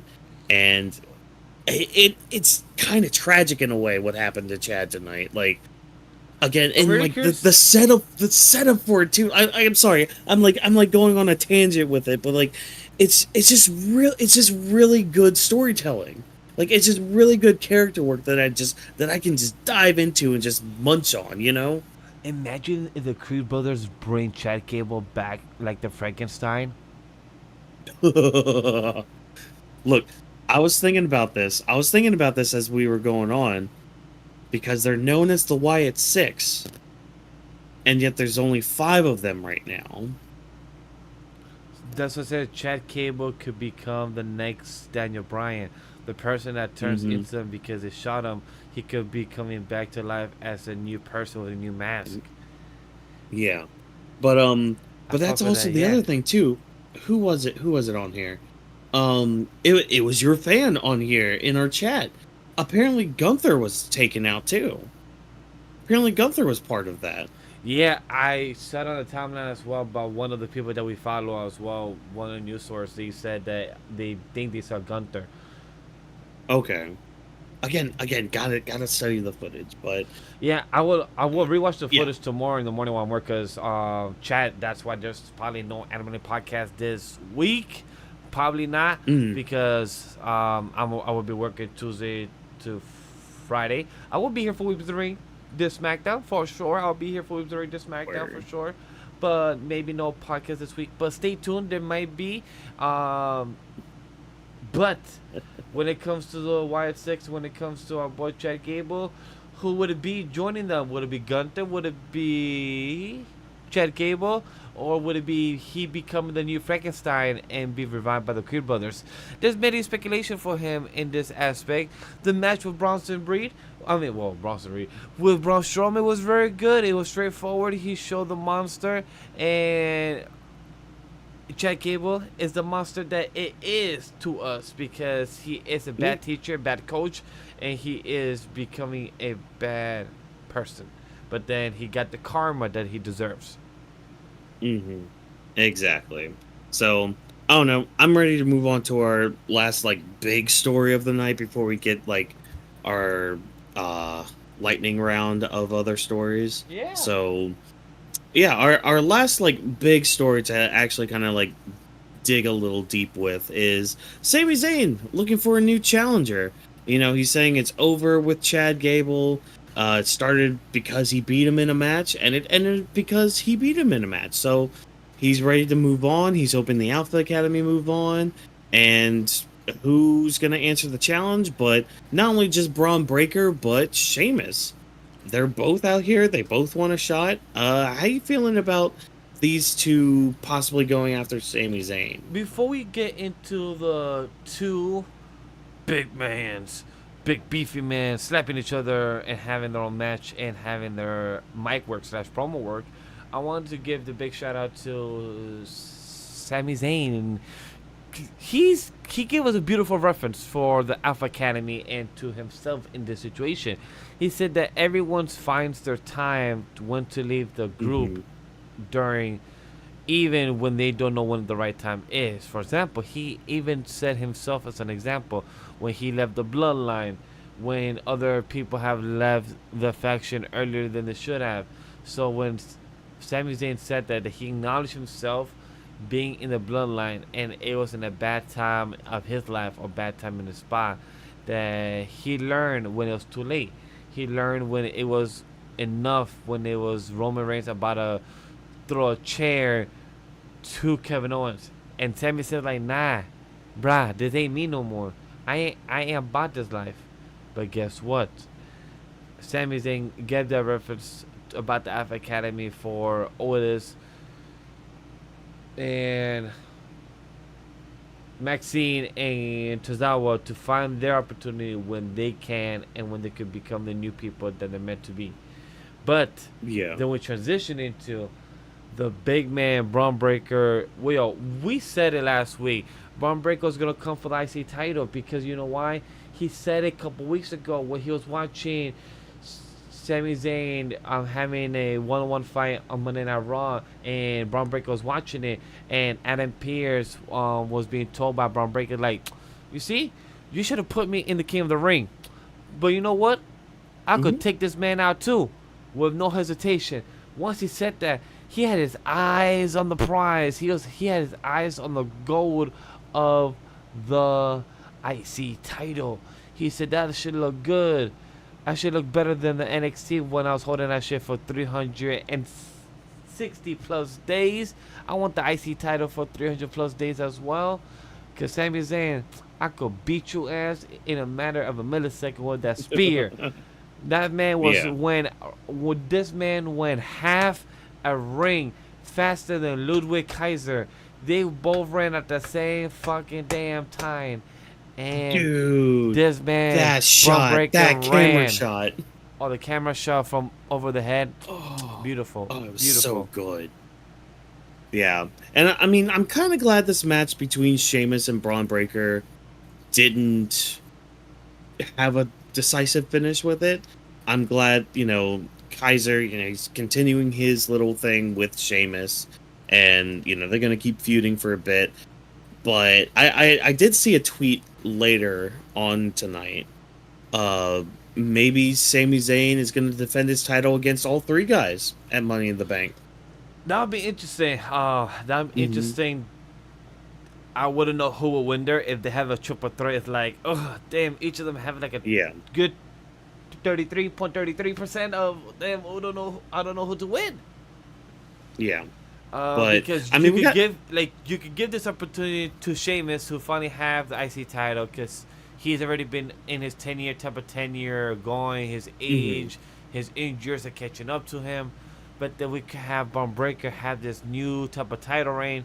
But then we can have, Sami Zayn show that he is the man for the job, for the IC title, to hold the belt. But all three choices are great, but this promo work, this fight, and I love how Sheamus was calling Bron Breakker kid when I believe Sheamus is in his mid-40s and Bron Breakker I think is his mid-20s. I think he's 26, 27. So it's like, oh god, that's like a 20 years apart, guys. 20 years apart. That's a crazy thing. Oh yeah. But, and I'm glad too, like, again, like I said, I'm glad the match that Bron and Sheamus had didn't have a deciding winner, because, hey, we could always run that back, because, it was a slow start, I'm not gonna lie, it was a bit of a slow start, but when we got back from a commercial break, they were hitting hard, like, they were finally, like, entering another gear.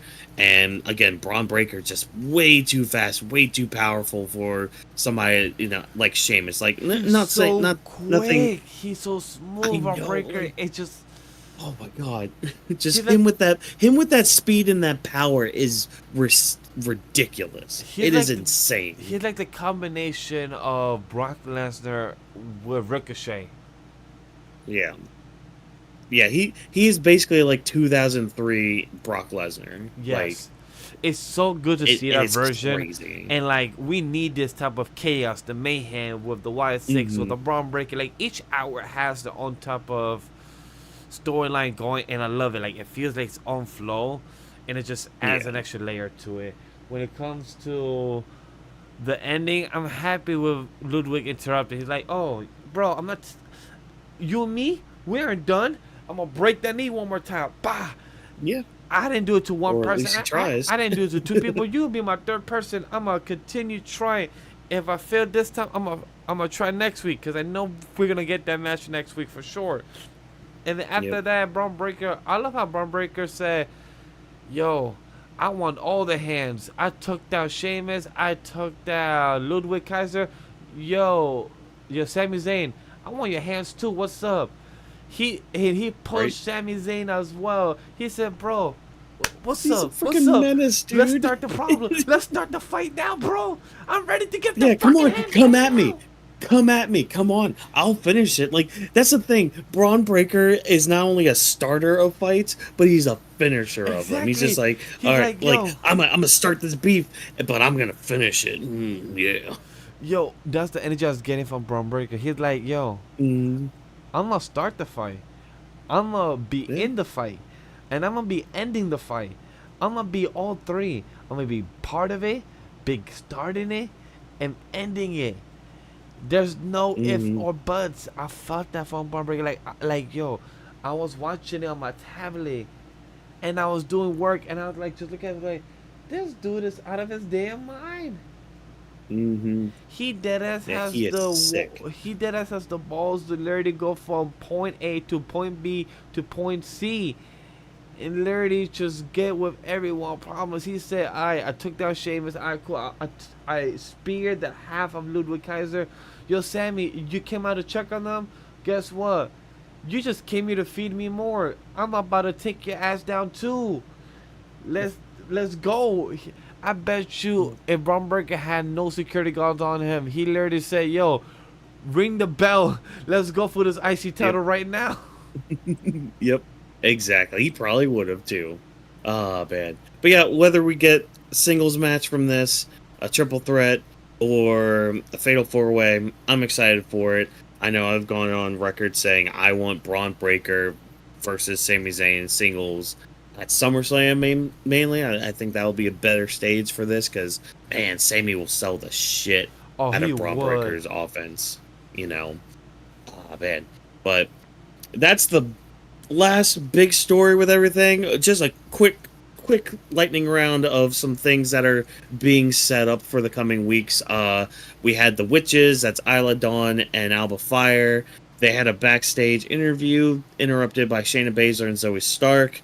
How are we feeling about a rematch between these two? Because again, like Shayna said, well, she mentioned two things. One, Oh, yes. they beat the Witches fairly easily just the other night. But two, and I'm glad Shayna mentioned this, because I'm kicking myself because I can't believe we forgot to mention this. Yeah, too we forgot on to mention it. Saturday. So I'm glad that Yeah. Whawkins is bringing it up, or what he's about to mention, and I'm glad that Zoey Stark and Shayna Baszler brought it up too, because we forgot to mention it. And what was it, Whawkins? What did the ref did not see that Shayna Baszler did to a certain opponent? So it looked like Jade Cargill had tapped out to I almost called it the Kiana clutch, but we'll just leave it at that.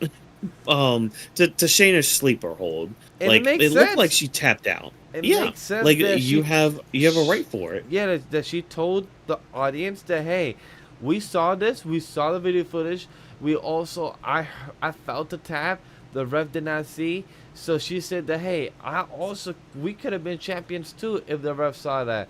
So you won, we could have been the winners. And I love how they're showing the tag team in the Monday Night Raw, because these tag belts are an in-betweeners.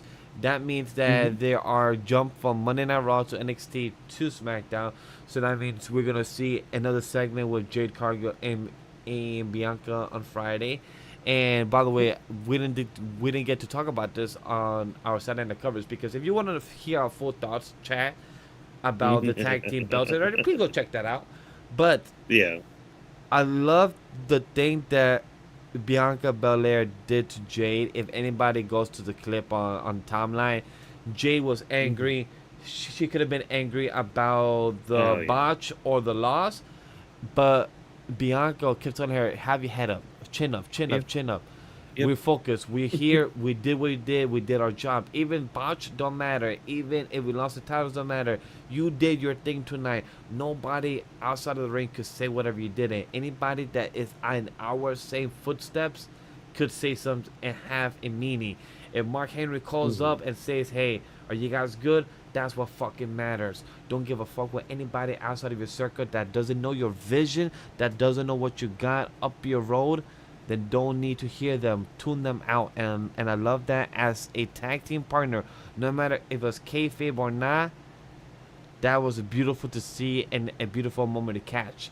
Because that just showed Bianca was still there as a friend and as a partner. Like, hey, chin up. We got this. Yes, exactly. So, yeah, I guess this will be their first defense against Shayna Baszler and Zoey Stark, which, hey, cool, neat, awesome, fan-freaking-tastic. Karrion Kross had a message for the New Day, though. He basically said, my lovely, lovely wife here, she told me that, after reflecting on what you guys did, costing AOP, their title shots and all that stuff, like, after all you guys did, and after talking to my wonderful, beautiful, hot wife, and her telling me not to go to jail, I'm going to challenge one of you to a match. And I love how he's just like, one of you. And he does mention, he's like, I'm hoping that it's Kofi, because he would rather have Woods in the back. Speaking about Kofi, rather having Woods, because, like, Karrion Kross is just like, look, it'll be straight one-on-one, just me versus you, whoever it is, and I'm hoping it's Kofi. And I love how we have a response from the New Day right away, because it's mainly, first of all, it's mainly Woods speaking, but then when they bring up the name, like the title card and all that, like introducing who it is, it says Kofi Kingston with Xavier Woods. Not the New Day, just Kofi Kingston with Xavier Woods. And as soon as Woods is about to accept Karrion Kross's challenge, Kofi speaks out, and you could tell just from the face that Woods is just like, Kofi, why? I caught that too. Why are you doing this? I caught that too. I caught that at the end as well when Woods was when Kofi said the new date and then cut scene. Woods had like a as well moment at the end. I caught that and I'm like, damn, we had a faction of the New Days for so long, no type of friction or nothing. Don't break up. Don't break up. Don't break up. Don't break up. Don't break up. Do not break the Judgment Day. Not the Judgment Day. Do not break the New Day up. And I feel like we're getting that. I feel like Triple H just No. like, hey, I feel like Triple H right now is like Oprah, like, you quit. Everybody's faction is breaking up. You guys gonna get attention. You guys gonna get this F up. New Day. You guys have been having a good couple of years, pandemic and everything.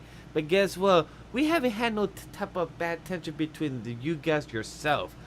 Let's get a bit of Karrion Kross in it, and he likes to twist things around. Let's go. Match up, music, story. Let's go. And I'm like, but can we not touch the New Day? That's a no for me. Like that's my thing. It's like, okay, I'm fine if we're adding like a wrinkle to their character, maybe doing a little bit of character growth. I get that. I understand that. That's fine. That's cool. You know, you gotta kind of, you just kind of add a little bit more adversity to a group like that. But just don't break up the New Day. I ask you, I beg you, don't do that. I love the New Day together. They are perfect together. And Big E, if you're somehow listening to this, please come back. Like, as long as you're healthy and able to, please come back, because maybe you could be the glue to hold everybody together, because New Day rocks. Yes. So I'm excited for that. So we're gonna see that match next week. Things are cooking up. Things are cooking up. Yeah. And things so need to be changing. Exactly. And before we move on to this last part, it's like that it was actually announced that we were going to be getting Xavier Woods versus Karrion Kross tonight, but then WWE took away that tweet, and so I guess they pulled it. And I'm kind of glad they did, because, you know, we got this segment from it. So it's like, okay, now we're going to be building to the match just a little bit more, just another week for a build, and then going into it. So, like, I'm glad. I'm glad Triple H is more of the type of person to, like, when he pulls something, there's a reason for it, and he actually ends up replacing it with something that just makes that storyline just cook a little bit more. Agreed. Like, it just adds more flavor to the story of what was supposed to be happening tonight. It's not like, you know, last year after WrestleMania Raw, and, you know, Seth Rollins is supposed to do a promo, but they gets pulled during the commercial break. Yeah, exactly. You know, so whatever. That's neither here nor there. What didn't get pulled, though, was this Damage Control versus Katana Chance and Caden Carter match, which was basically a nothing match. I mean, action happened. It was cool. It was neat. Lyra came out to cheer on Caden and Katana, and yeah, they ended up winning, beating Damage Control, which, man, Damage Control losing so easily it doesn't sit right with me like that, you know. This match felt very messy. It felt very out of place. It felt like there was there was a purpose for it, Chat. Yeah. Look, understand this, Chat. There was a purpose for this. It felt like they could have saved it for next week, or they could have put it in a better slot throughout the night, because it felt like it was thrown in. I look at the screen, it happened. I turn away, then 5-10 minutes later, the match was over. Match was done. I saw a couple things happening, but I didn't pay attention fully. That's on me. Yeah. I don't got much to say, but at the same time, like I said, it was so thrown in, I didn't expect too much of it.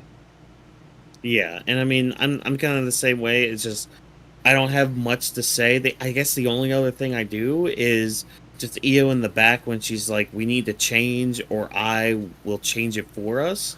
So what does that mean? Are we bringing somebody new to Damage Control? Are we kicking somebody out? We know Seth somebody's supposed to be premiering next couple weeks from NXT, but that depends on how her injury and everything. Mhm. Yeah. So I don't know. I don't have much to say on this And plus, until Io we is supposed get to be going to just a Japan little next month more. as well. Yeah, she's got a match in Japan next month. Yeah, So hey, that'll be something. That'll be cool. Yeah, July 17th. So and so does AJ. I think he's at the same show. Yeah, same show. AJ Oh, Styles as man, that's well. gonna be sick. I gonna be sick. we will definitely be watching that event. We might stream it on Discord. If we can, yeah. We'll Yeah. definitely stream on Discord as a watch party. But on Twitch wise, though, maybe not. But YouTube, definitely not for coverage wise. Yeah. But talking about coverage wise, what is it that we need to talk about overall? Yeah, I mean, overall, for me, I think Raw was really good. Like this might be the Raw of the year. The only one that might come close might be the Raw after Mania, or like maybe even the Raw before, like the first Raw of the year when the Rock day came one? back.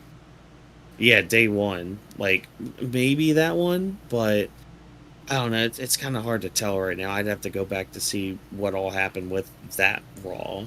But yeah, this one was just really good. Like we had some debuts, we had some returns, a couple decent matches, some like storyline progressions going on. Like now we're leaving that slump that we kind of had. I feel like where after Mania, you have like that 1 or 2 months where it's just like, okay, we're setting some things up for later in the future, but like things are a little slow. I feel like now we're starting to make that road now, not only to Money in the Bank in a couple weeks, but to SummerSlam here in just about a little over a month.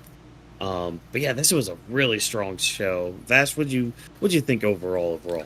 Yo, this Raw was the best fucking Raw out of the year. Like top 5 for sure. Top 5 guys. We have the day one. We have Raw after Mania. We have this one here, and maybe like 2 others to say top 5. We're about to be ending the second quarter of the year. We're about to be ending down soon. So to see already 6 months into the year, hitting with, like Triple H said, all records. We have broken the previous record of the arena and everything. We've been doing great numbers on the whole data and analytics. I'm like, Triple H, most of these press people probably do not care. Like maybe out of all 25, maybe 5 of them or less care about all this. I am one of the few fans that do. Other than that, most fans are zoning out until you actually bring interesting comments about the whole PLE. However, when it comes to this event itself, I will give you the details and camera works, and we will talk nerdy and geeky about all these camera tricks and everything. I love the camera shot over the head on the spear that happened. Oh, it was great. On fucking Ludwig Kaiser. He played off so well. We had the Wyatt 6 appearing, even though it's 5, so there's still a 6 member to join them soon. It could be a Chad or a Gunther. We have 7 freaking Rollins appearing. It was amazing. We have a one-on-one at the Money in the Bank in Canada. IC title. Who will it be? We had a fucking great night. We were discussing about the Rhea Ripley. Finn, have you spoken to her? Nah. But Damian Priest said, "Esa mujer está loca to Liv Morgan." Yes, she is crazy. She's starting the wrong part of the tree. We don't want this trouble, Liv. Get out of our trouble. Get out of the clubhouse. Stop giving the memory card. Memory cards. Stop giving hotel cards. Stop robbing the cow vest. Stop doing these things, chica. Get out of it. Other than that, Raw fucking rocks. Like, I literally had great things to talk about. Like, it's the show is a solid 5 out of 5. I have nothing to complain about. Yeah, 2 matches, damage control, and other small segments are setting up. But that, to me, everyone got their TV time. If people were not perfect, that don't mean it has to be perfect week to week. At least people tried, put the effort, and people came to work. That's what people came for. Exactly. And hopefully that's what you came here for as well, chat. Or if you're watching the VOD of this in the comment section, hopefully that's what you came for as well. Because, we like to talk about this wrestling stuff because it's a lot of fun. It's a lot of good things, and especially when it's good like this, it Yes. is fun to talk about. Because like that's the thing, you should just have fun with this. You know, As just don't be a dick. as Whawkins said, don't be a dick, because you know why? You should watch us every Monday night for after show of Raw coverage at 11:30 p.m. EST, for every Monday night 10:30 p.m. EST, for every Friday night SmackDown coverage. And if you want any other PoE coverages like we did for Clash at the Castle, let us know down in the comment section down below. If you want any AEW or TNA coverage, because we will make the time for a chat. You just gotta let us know that if you will be there, we will be there. Because we do check these things out on our own time. We also do watch parties on Discord to have conversations with you guys on the community side. So definitely let us know, because we will get back into our social media posts. And I appreciate guys. Like down below is at Anima Weebs Studio, where you'll be seeing all the Weebs of the Ring clips, all of the Weebs of the Ring clips on all of our social media, and the Anime Podcast as well, and other shows that we're coming back for Shona Ronin. And where to find us everywhere at Legendary Vash, at DropThisBox, and at Whawkins MW at the end, and the hashtag Weebs of the Ring. Right, Whawkins? Yep. Oh, that is exactly right. But you know, as always, we do want to thank you for taking time out of your day to listen to the Weebs of the Ring podcast. If you enjoyed what we had to say, do exactly what Vash just said. All that stuff he was talking about, not only is it on the screen, but it's in the description down below. Check it out. Check us out. And just remember, that's Anima We with a 3. And also using the hashtag Weebs of the Ring to interact with us about anything regarding wrestling before, during, or after our shows. Feedback is always appreciated, as we are nothing without you tuning in, as well as wanting to make ourselves even better, especially when like our audio is just blaring or screaming at you, because hey, sometimes that stuff happens. You know, that's the whole thing about doing a live show like this. Yeah. But Weebs of the Ring is presented by Animal We Studio, so thanks as always to our production team of Vash, Whawkins, DropThisBox, Rome, and Jokester, as well as special thanks to JB and Abe. Thank you once again for joining us, and remember, no stunt grannies were harmed in the recording of this podcast. Have a good night, everybody. Buenas noches. Esa mujer está loca.